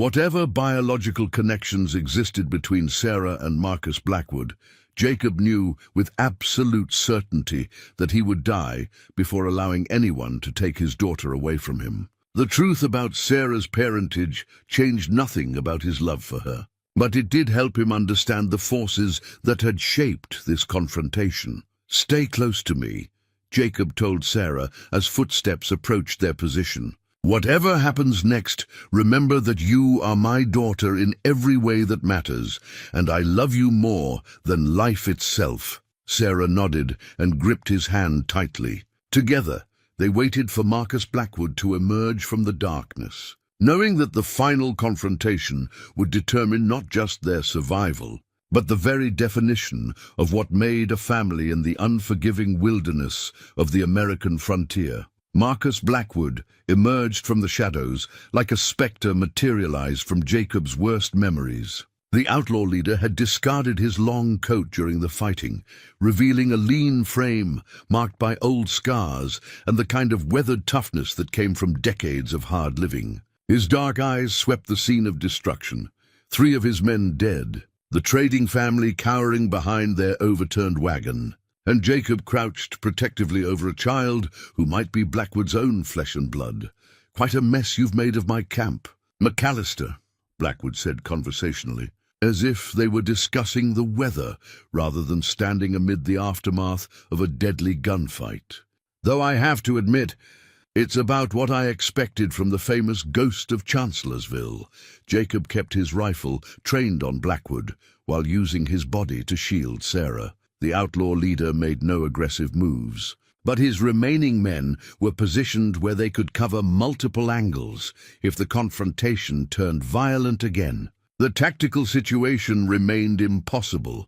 Jacob might be able to kill Blackwood, but Sarah would almost certainly die in the resulting crossfire. "You got what you wanted," Jacob said quietly. "I'm here. Let the girl go and settle this between us."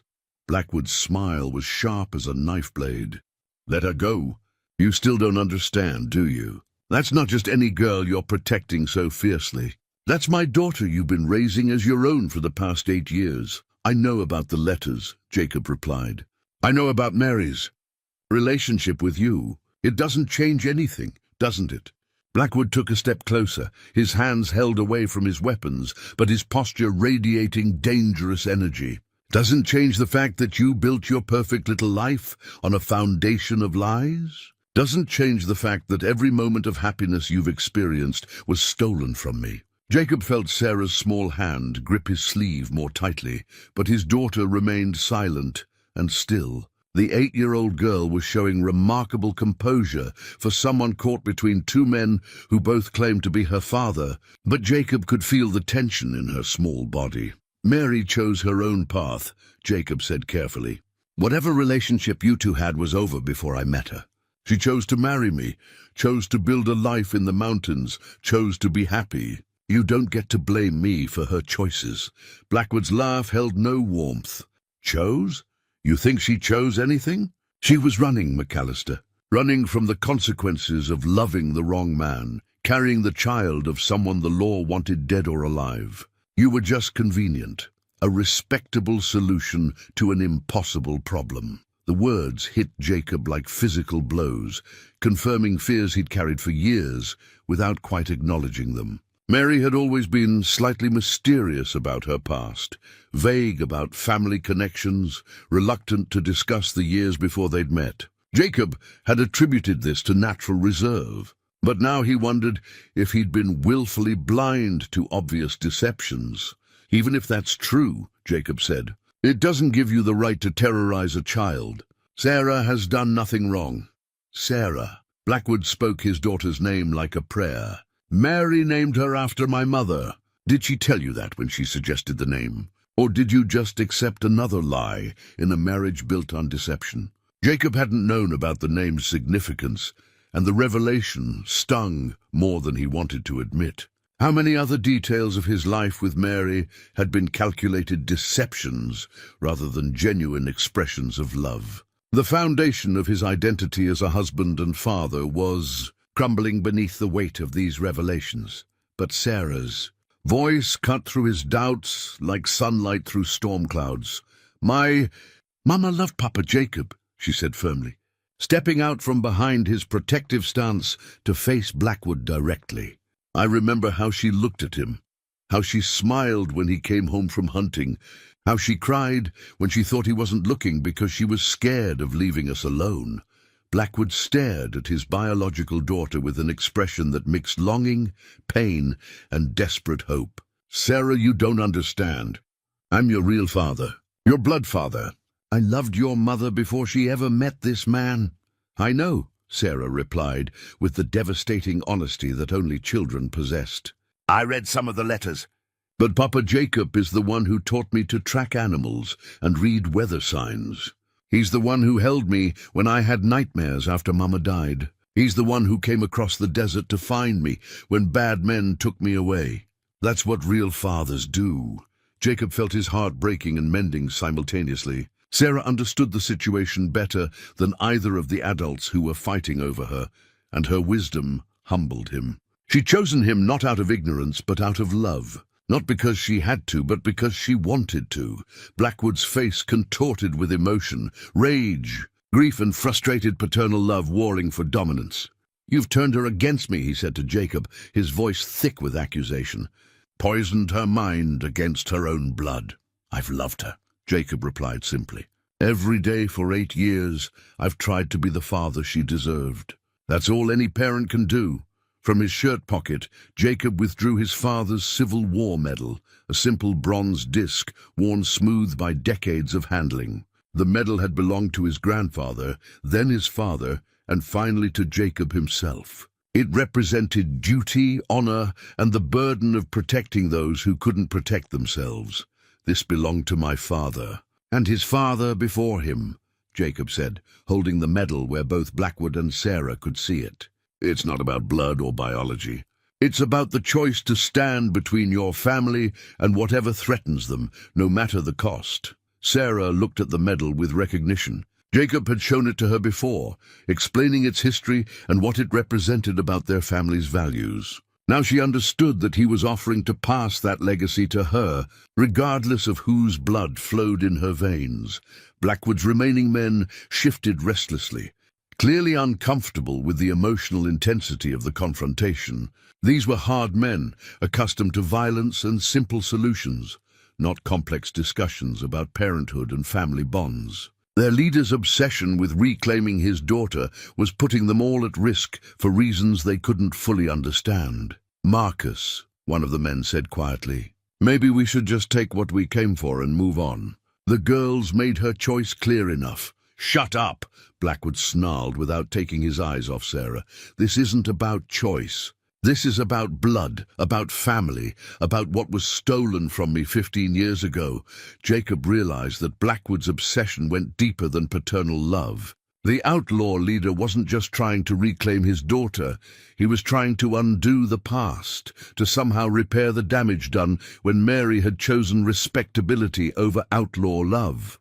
Sarah had become a symbol of everything Blackwood had lost, and he couldn't accept that she might choose differently than her mother had. "Tell me about Chancellorsville," Jacob said suddenly, changing the subject to something that might break through Blackwood's emotional fixation. "You mentioned it earlier.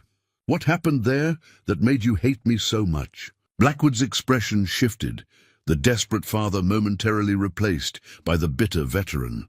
"You really don't remember, do you? Colonel Jacob McAllister of the 3rd Pennsylvania Volunteers, the man who sent 200 boys to die, taking a hill that didn't matter." The memory hit Jacob like cold water. Chancellorsville, 1863. A desperate assault ordered by commanders who didn't understand the tactical situation. Jacob had led the charge personally, knowing it was probably hopeless, but unable to ask men to do what he wouldn't do himself. They'd taken the hill, held it for 6 hours, then been ordered to withdraw anyway. "The casualty list had been devastating, I remember," Jacob said quietly. "You were there?"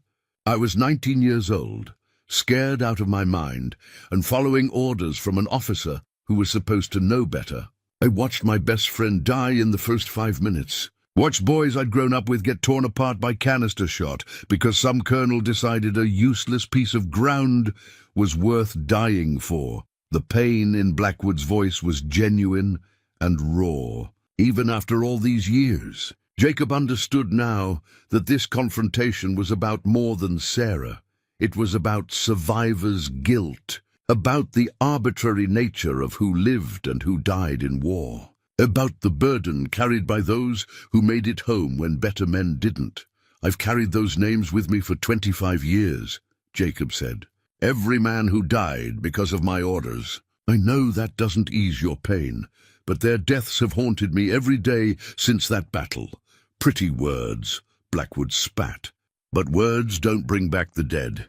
Words don't give me back the years I lost. The woman who ran from me because loving an outlaw was too dangerous. The daughter I never got to raise."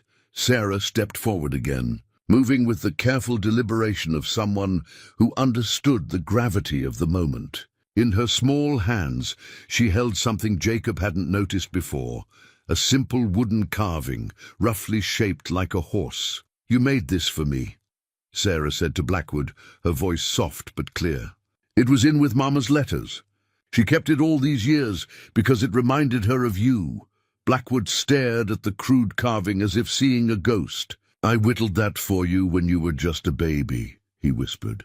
"Your mother said you liked horses, that you laughed when she made galloping sounds." "I still like horses," Sarah said. "Papa Jacob taught me to ride. He said maybe someday we'd get a pony of our own when we had enough money saved up." The simple domestic detail seemed to break something inside Blackwood. His shoulders sagged, and for a moment he looked less like a dangerous outlaw and more like a broken man mourning opportunities that would never come again. Jacob watched this exchange with growing understanding. Blackwood's hatred wasn't just about the war or even about losing Mary and Sarah. It was about time, the irreplaceable years that had passed while he'd been running from the law, building a reputation as a killer, becoming the kind of man no decent woman could love and no child should know as a father. The truth was that Blackwood had lost his family not because Jacob had stolen them, but because his own choices had made him unfit for the kind of life Mary wanted for herself and her daughter. Jacob had simply been in the right place at the right time to offer what Blackwood could never provide: stability, respectability and safety, but that knowledge didn't make the confrontation any less dangerous. A man who'd built his identity around hatred and revenge couldn't easily let go of those emotions, even when faced with evidence that they were destroying what he claimed to love most. Jacob prepared himself for whatever came next, knowing that the final moments of this confrontation would determine whether Sarah grew up knowing peace or violence, whether she learned that family was about love or about the bitter satisfaction of old grudges finally settled. The desert silence stretched between them like a held breath. 3 armed men faced each other around the dying embers of the campfire, while an 8-year-old girl held the power to determine whether the night ended in reconciliation or bloodshed. The trading family remained hidden behind their overturned wagon, smart enough to stay out of a confrontation that had nothing to do with them, but could easily cost them their lives. Sarah stepped closer to Marcus Blackwood, still holding the wooden horse he'd carved for her as a baby. Her movement was careful and deliberate, showing none of the fear that would have been natural in a child her age. Instead, she studied Blackwood's face with the same intense curiosity she'd always applied to tracking wounded animals or identifying unfamiliar plants. "You're sad," she said finally, her voice carrying the simple directness that only children possessed. "You've been sad for a very long time, haven't you?" Blackwood's composure cracked at the unexpected observation. Yes, I have been sad. Angry too, but mostly sad. Mama was sad sometimes," Sarah continued, "especially when she thought Papa Jacob and I couldn't see her. She used to look out the window toward the desert like she was waiting for someone to come home." Jacob felt a stab of pain at this revelation. He'd noticed Mary's occasional melancholy, but had attributed it to grief for family members lost to disease or violence, the common sorrows of frontier life. Now he realized she'd been mourning a very specific loss, thinking about a man she'd loved but couldn't build a life with. "She was waiting for me," Blackwood said quietly. "Even after all those years, part of her was still waiting for me to become the kind of man she could bring home to her daughter." Sarah nodded, as if this made perfect sense to her. "But you couldn't become that man, could you? Because being an outlaw was easier than being a papa." The words hit Blackwood like a physical blow. Out of the mouths of babes came truths that adults spent lifetimes avoiding. Sarah had identified the core of Blackwood's tragedy. Not that Jacob had stolen his family, but that he'd never been willing to pay the price necessary to keep them. "It wasn't easier," Blackwood said, his voice thick with emotion. "It was all I knew how to be. After the war, after watching so many good men die for causes that didn't matter, I couldn't see the point in trying to build something that could be taken away so easily."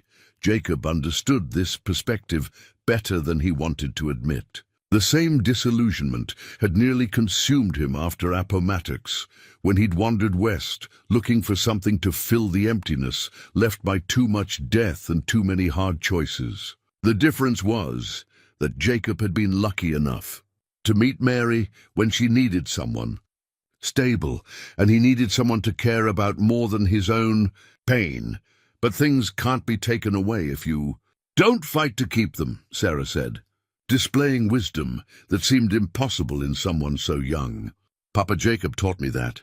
He said the most important battles are the ones you fight every single day, just by choosing to love people, even when it's hard." Blackwood stared at his biological daughter with an expression of wonder and heartbreak. Here was proof that he'd contributed something good to the world, even though he'd never been present to guide or influence her development.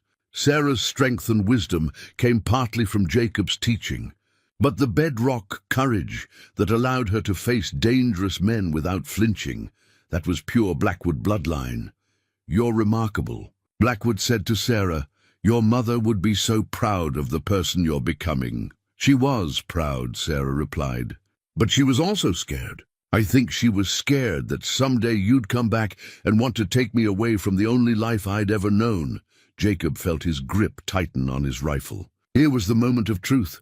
Would Blackwood try to claim his daughter by force, or would he find some other way to resolve the situation?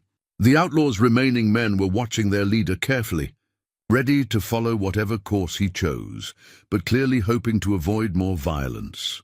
Blackwood seemed to wrestle with internal demons that had been tormenting him for decades. His eyes moved between Sarah's trusting face and Jacob's tense posture, between the life he'd lost and the life he might still be able to influence. The choice he made in the next few moments would define not only his relationship with his daughter, but also the kind of man he would be for whatever years remained to him. "Sarah," Blackwood said finally, "I want you to know that I loved your mother very much. Not wisely, not well enough to keep her, but truly and deeply. And I love you too, even though I've never had the chance to show it." Sarah nodded solemnly. "I know, I can see it in your eyes. It's the same way Papa Jacob looks at me when he thinks I'm not paying attention." Jacob felt his heart clench at the comparison. Despite everything, the violence, the deception, the years of separation, Sarah could recognize the common thread of paternal love that connected both men to her. Her ability to see past their anger and fear to the love beneath was humbling. "But love isn't enough, is it?" Blackwood continued. "A real father has to do more than just love his child. He has to protect her, provide for her, teach her how to be strong and good and wise. Jacob has done all of those things. I've done none of them."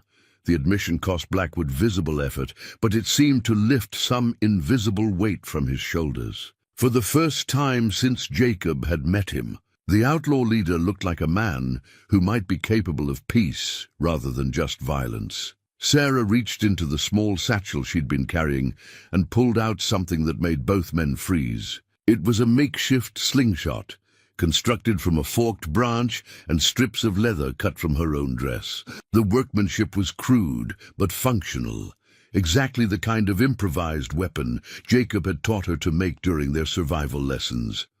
I made this while you were all talking, Sarah said matter-of-factly.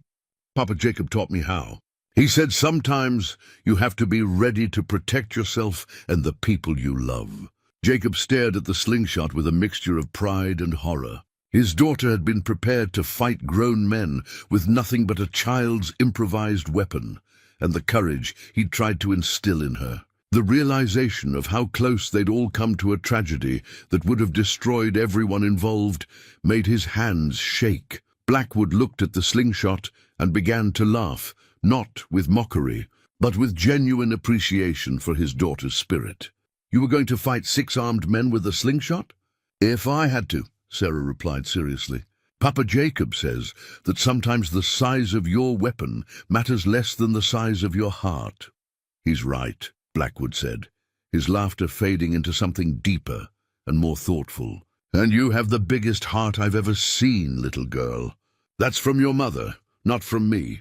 Jacob realized that the confrontation had reached a turning point. The violence and hatred that had brought them all to this deadly oasis was being transformed by an 8-year-old girl's simple refusal to accept that the adults in her life had to be enemies. Sarah was teaching them all a lesson about forgiveness and family that none of them had expected to learn.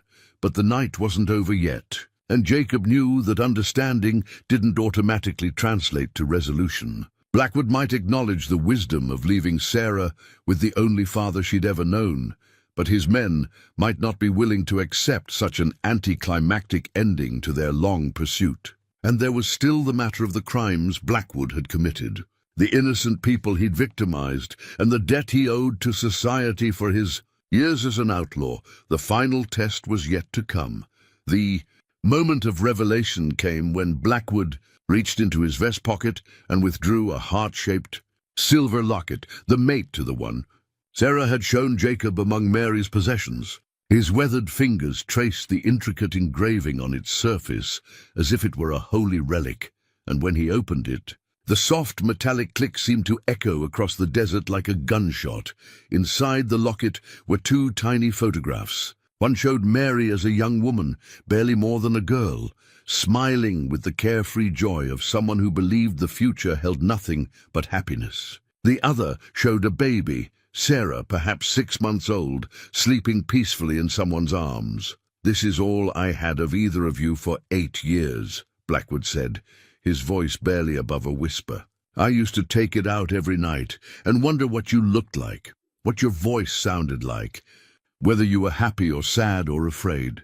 Sarah stepped closer and extended her own locket, the one she'd found among her mother's things. When placed side by side, the 2 pieces formed a complete heart, obviously designed to be shared between lovers who were separated by distance or circumstance. "Mama kept the other half," Sarah said softly. "She used to hold it sometimes when she thought nobody was watching, especially when Papa Jacob was away hunting and the cabin felt too quiet." Jacob watched this exchange with emotions too complex to name. Part of him felt jealous of the connection between Mary and Blackwood that had survived years of separation. But a larger part of him felt grateful that Mary had found some way to remember happiness during the dark periods when grief and loneliness threatened to overwhelm her. "She never forgot you," Sarah continued, looking directly at Blackwood. "But she also never regretted choosing to make a life with Papa Jacob. She told me once that sometimes loving someone means wanting them to be safe and happy, even if that means they can't be with you." Blackwood's face contorted with pain and something that might have been relief. "She was always wiser than I was. Even when we were young, she could see consequences I was too stubborn to acknowledge." "Marcus," said one of Blackwood's remaining men, shifting impatiently, "this is all very touching, but we need to make a decision. Dawn's coming, and if there are posses following our trail, we can't afford to stay here much longer." Jacob tensed, recognizing the voice of pragmatism that often ended emotional moments with violence. Blackwood's men had followed him across brutal terrain and through deadly confrontations, and they deserved an answer about whether this reunion would result in the prize they'd been promised, or just more complications. "You're right." "Pete," Blackwood said, closing his locket with a decisive snap. Time to make some hard choices. He turned to Jacob, and for a moment the two men simply stared at each other across 8 years of pain, misunderstanding, and shared love for the same remarkable child. Jacob saw something in Blackwood's eyes that he hadn't expected, not defeat or resignation, but a kind of peace that came from finally understanding what needed to be done. "Jacob McAllister," Blackwood said formally, "I've spent 15 years hating you for something that was never your fault. You didn't steal my family. I threw them away through my own choices and cowardice. You gave them the life I was too selfish and too afraid to provide." "Marcus," Jacob began, but Blackwood held up a hand to stop him. "Let me finish. I kidnapped your daughter and put you both through hell because I wanted to punish you for being a better man than I was. That was wrong, and I'm sorry. Sarah belongs with you, not because of blood or law, but because you've earned the right to be her father through 8 years of love and sacrifice." The apology hung in the desert air like something fragile and precious. Jacob felt his anger and fear drain away, replaced by something he hadn't expected to feel toward Marcus Blackwood: understanding, and perhaps even a grudging respect. "What happens now?" Jacob asked quietly. Blackwood looked at his remaining men, then at Sarah, then out toward the eastern horizon, where the first pale hints of dawn were beginning to show. "Now I try to figure out how a man changes the direction of his life when he's been running in the wrong direction for so long." Sarah stepped between the two men and took each by the hand. Her small fingers were warm and strong, and Jacob felt some of the tension leave his body at her touch. "Maybe," Sarah said carefully, "you don't have to run away anymore. Maybe you could try staying in one place and building something instead of just taking things." "It's not that simple, little one," Blackwood replied sadly. "I've done things, bad things, that can't be undone just because I finally understand what's important. There are consequences for the choices I've made." "Like what?" Sarah asked with the directness that had been surprising adults all her life. Blackwood gestured toward his men and the evidence of violence scattered around their camp. "Like the fact that I'm wanted for murder, robbery, and kidnapping in 3 territories. Like the fact that there are probably marshals and bounty hunters following our trail right now. Like the fact that good men are dead because of orders I gave and choices I made." Sarah considered this information with the seriousness she brought to all adult problems that were presented to her honestly. "Papa Jacob says that when you make a mistake, the best thing to do is try to fix it, even if fixing it is harder than making it was." "Some mistakes can't be fixed," Blackwood said gently. "But you can try," Sarah insisted. "You can stop making new mistakes and start trying to help people instead of hurting them." Jacob watched his daughter attempt to redeem a hardened outlaw through simple moral clarity and felt a surge of pride so intense it made his chest ache. Sarah had inherited the best qualities of both her biological and adoptive fathers, but her wisdom and compassion were entirely her own. "She's right," Jacob said to Blackwood. "It's never too late to choose a different path, as long as you're willing to pay the price for changing direction." "And what price would that be?" Blackwood asked, though Jacob suspected he already knew the answer: surrender. Face trial for your crimes. Accept whatever justice the law decides you deserve. But also prove that you've changed by how you handle whatever comes next. Blackwood was quiet for a long moment, looking at Sarah's face in the growing light of dawn. Jacob could see him weighing possibilities: flight versus justice, freedom versus redemption, the easy path versus the right one. "If I surrender," Blackwood said finally, "what happens to Sarah? I mean, what happens to her relationship with me? Do I disappear from her life forever, or—" The question revealed what was really driving Blackwood's internal struggle. He'd finally found his daughter and discovered that she was everything he could have hoped for. But claiming her would mean destroying the stable life she'd built with Jacob. The choice between his own desires and Sarah's welfare was tearing him apart. Sarah seemed to understand the real question he was asking. "Papa Marcus," she said, using the title naturally, as if she'd been thinking about it for some time, "you'll always be my first father, the one who gave me life. But Papa Jacob will always be my heart father, the one who taught me how to live. I don't think I have to choose between you." The simple wisdom of those words broke through the last of Blackwood's resistance. Jacob watched the outlaw leader's face transform as he realized that love didn't have to be about possession or exclusion. Sarah had room in her heart for both fathers, if they were both willing to put her welfare above their own needs and fears. "You're right," Blackwood said, his voice thick with emotion. "You're absolutely right." He turned to Jacob. "Will you help me do this right? Will you help me figure out how to surrender with some dignity and honor?" Jacob extended his hand to the man who'd been his enemy for 40 days and 15 years.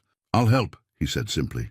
As their hands clasped in the growing light of dawn, Jacob felt the weight of old hatred and fear lifting from his shoulders. The hunt was finally over, but something better was just beginning. 3 months later, Jacob sat on the familiar porch of his mountain cabin, watching Sarah practice her letters by the light of a kerosene lamp. The evening air carried the crisp promise of autumn, and the meadow around their home showed the first touches of gold that would soon transform the landscape into something magical and temporary. The cabin felt different now, not smaller or larger, but somehow more complete. On the mantelpiece sat a new photograph, a simple sketch that Sarah had drawn during their long journey home from the desert. It showed 3 figures standing together, a tall man with a rifle, a shorter man with a beard, and a small girl holding both their hands. Underneath, in Sarah's careful handwriting, were the words, "My family." Marcus Blackwood had kept his word. With Jacob and Sarah accompanying him as witnesses to his voluntary surrender, he'd ridden into the territorial marshal's office in Santa Fe and confessed to 15 years of crimes. The trial had been swift but fair, and the judge had taken Blackwood's surrender and cooperation into account when determining his sentence. Instead of hanging, he'd received 20 years of hard labor, with the possibility of parole after 10 years if he demonstrated genuine rehabilitation. The trading family they'd rescued at the oasis had testified on Blackwood's behalf, describing how he'd protected them during the journey to Santa Fe and helped them recover the trade goods that had been scattered during the gunfight. It was a small gesture of redemption, but it had made a difference in how the court viewed his case. Jacob pulled out the latest letter from the territorial prison, written in Blackwood's careful handwriting and addressed to Sarah McAllister. The letters came monthly, filled with stories about his work in the prison carpenter shop, his efforts to learn reading and arithmetic from the prison chaplain, and his gradual acceptance of responsibility for the pain he'd caused. Most importantly, the letters never asked Sarah to choose between her fathers or suggested that she should feel guilty about the happiness she'd found with Jacob. Blackwood had embraced his role as Sarah's biological father while fully supporting Jacob's position as her real father in every way that mattered. "Papa," Sarah said, looking up from her writing practice, "will you read Papa Marcus's letter out loud? I like hearing his stories in your voice." Jacob smiled and unfolded the letter carefully. Blackwood's handwriting had improved dramatically during his months in prison, and his vocabulary had expanded as well. The man who'd once expressed himself primarily through violence was learning to use words as tools of connection rather than weapons of intimidation. "My dear Sarah," Jacob read, "I hope this letter finds you and your papa healthy and happy as the seasons change in your beautiful mountains. The prison chaplain has been teaching me about carpentry, and I'm learning to make useful things instead of just breaking them. Last week I finished a small table that will be donated to a family whose home was damaged by fire. It felt good to build something that would help people instead of hurting them." Sarah smiled at this news. She'd been fascinated by Blackwood's transformation from destroyer to creator, and she often asked Jacob to explain how people could change so completely when they decided to embrace different values. "I've been thinking about the lessons your Papa Jacob taught you," the letter continued, "and I realized that he was preparing you for exactly the kind of situation we all faced in the desert. Not just teaching you survival skills, but teaching you how to see the good in people, even when they've done bad things, how to forgive without forgetting, and how to love without conditions. These are gifts that will serve you well throughout your life. Jacob paused in his reading, moved by Blackwood's recognition of the values that had guided their family. The outlaw was learning to see his daughter's strength not as something that diminished his own importance, but as something that validated the choices both her fathers had made in raising her. The prison chaplain says that redemption isn't about erasing the past, but about choosing to write a different future. I can't undo the harm I caused or bring back the people who died because of my choices. But I can spend whatever years remain to me trying to balance the scales by helping others and being the kind of man you can be proud to call your first father. Sarah reached over and took Jacob's hand, squeezing it gently. "I am proud of him," she said softly. "It takes more courage to change than it does to stay the same." Jacob continued reading.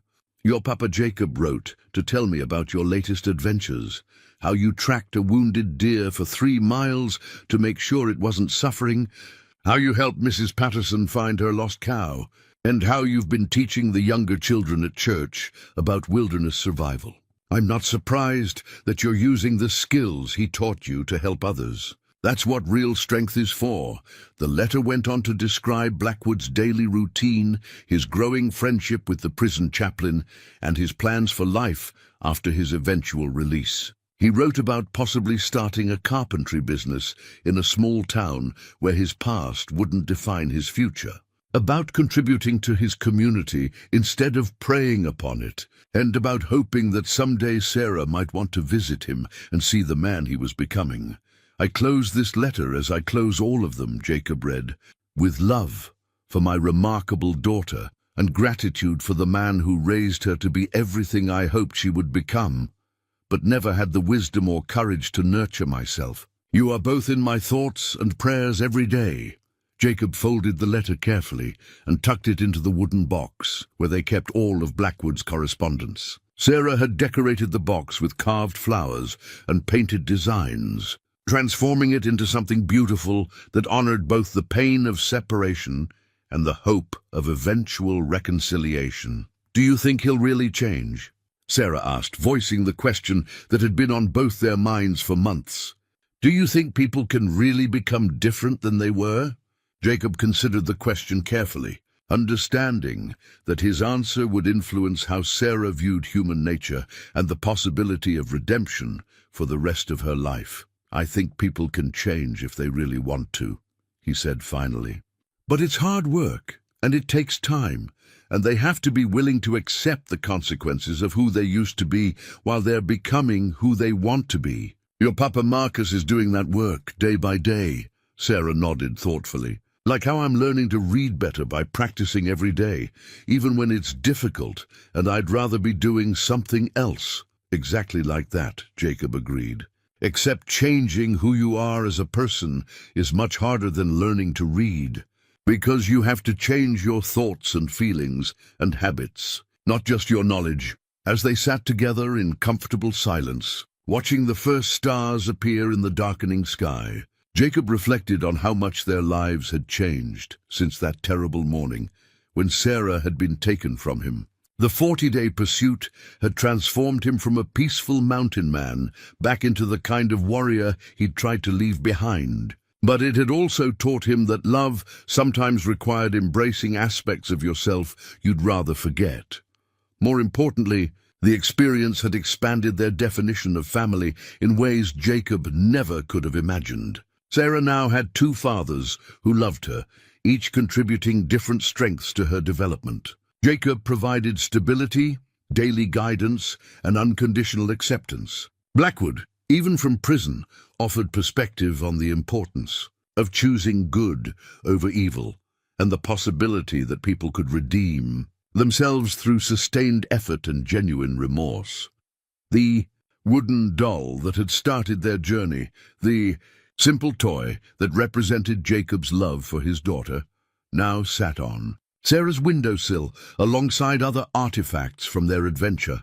The broken compass had been repaired and returned to working order, symbolizing their ability to find their way home, despite being lost in hostile territory. The fragments of Mary's letters had been carefully preserved, not as evidence of deception, but as proof that love could survive separation and time. Most significantly, Sarah had created her own artifact to commemorate their experience, a detailed drawing that showed their cabin surrounded by all the people who'd touched their lives. Jacob and Sarah stood in the center, but the image also included Mary, drawn from memory and faded photographs. Marcus Blackwood, as he appeared in the desert rather than as a threatening figure, the trading family they'd saved, and even the marshal who'd treated Blackwood with dignity during his surrender. "Papa," Sarah said, interrupting Jacob's reverie, "I've been thinking about what I want to be when I grow up." "Oh? And what's that?" "I want to help people find their way home when they're lost," she said seriously. "Not just lost in the wilderness, but lost in their lives. Like Papa Marcus was lost until he found us again." Jacob felt his heart swell with pride and love. Sarah had transformed the trauma of her kidnapping into a mission of compassion, choosing to see her ordeal as preparation for helping others, rather than as something that had damaged her permanently. "That's a beautiful goal," Jacob said, "and I think you'll be very good at it. You've already had plenty of practice." Sarah smiled and returned to her writing practice, working on a letter she was composing to Marcus Blackwood.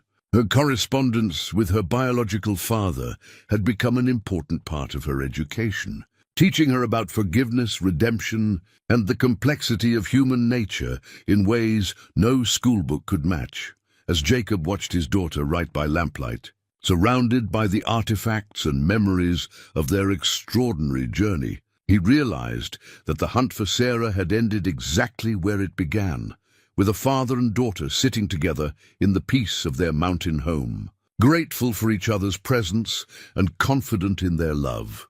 The difference was that their family had grown larger, their understanding had grown deeper, and their appreciation for the precious gift of ordinary moments had been refined by the knowledge of how quickly everything could be lost. They had learned that family was indeed defined by love rather than blood. But they had also learned that love could encompass more complexity and forgiveness than they'd ever imagined possible. Outside their cabin, the mountain wind whispered through the pine trees with the same gentle voice that had blessed their mornings for years. But now Jacob heard in that sound not just the promise of another peaceful day, but the echo of his own journey from vengeance to understanding, from desperate pursuit to grateful acceptance. The 40 days in the desert had tested every survival skill he possessed. But the true test had been learning that some victories could only be won by choosing mercy over justice, redemption over revenge. In saving Sarah, Jacob had also saved himself from becoming the kind of man his daughter would have been ashamed to call father. As Sarah finished her letter and prepared for bed, she looked up at Jacob with eyes that held wisdom far beyond her 8 years. "Papa," she said quietly, "do you think we'll ever see Papa Marcus again? I mean, outside of prison?" Jacob considered the question carefully, understanding that his answer would shape Sarah's hopes and expectations for years to come. "I think so," he said finally. "Not soon and not in the way any of us might have planned, but yes. I believe we'll see him again when he's ready to be the man you deserve to know." Sarah nodded, satisfied with this measured hope. She kissed Jacob goodnight and disappeared into her small room, leaving him alone with his thoughts and the familiar weight of responsibility that came with being a father. Jacob sat on his porch for a long time that night, looking out over the meadow where Sarah's laughter had been silenced by violence and restored by love. The stars wheeled overhead in their eternal patterns, indifferent to human struggles, but somehow comforting in their constancy. Tomorrow would bring new challenges, new lessons to teach and learn, new opportunities to prove that love was indeed stronger than fear. But tonight, Jacob McAllister was simply a man who had gotten his daughter back, learned that families could be larger and more complicated than he'd ever imagined. and discovered that sometimes the most important journeys led not to new destinations, but back to the place you started with deeper appreciation for what you'd nearly lost. The mountain man's hunt was over. The father's work would continue forever.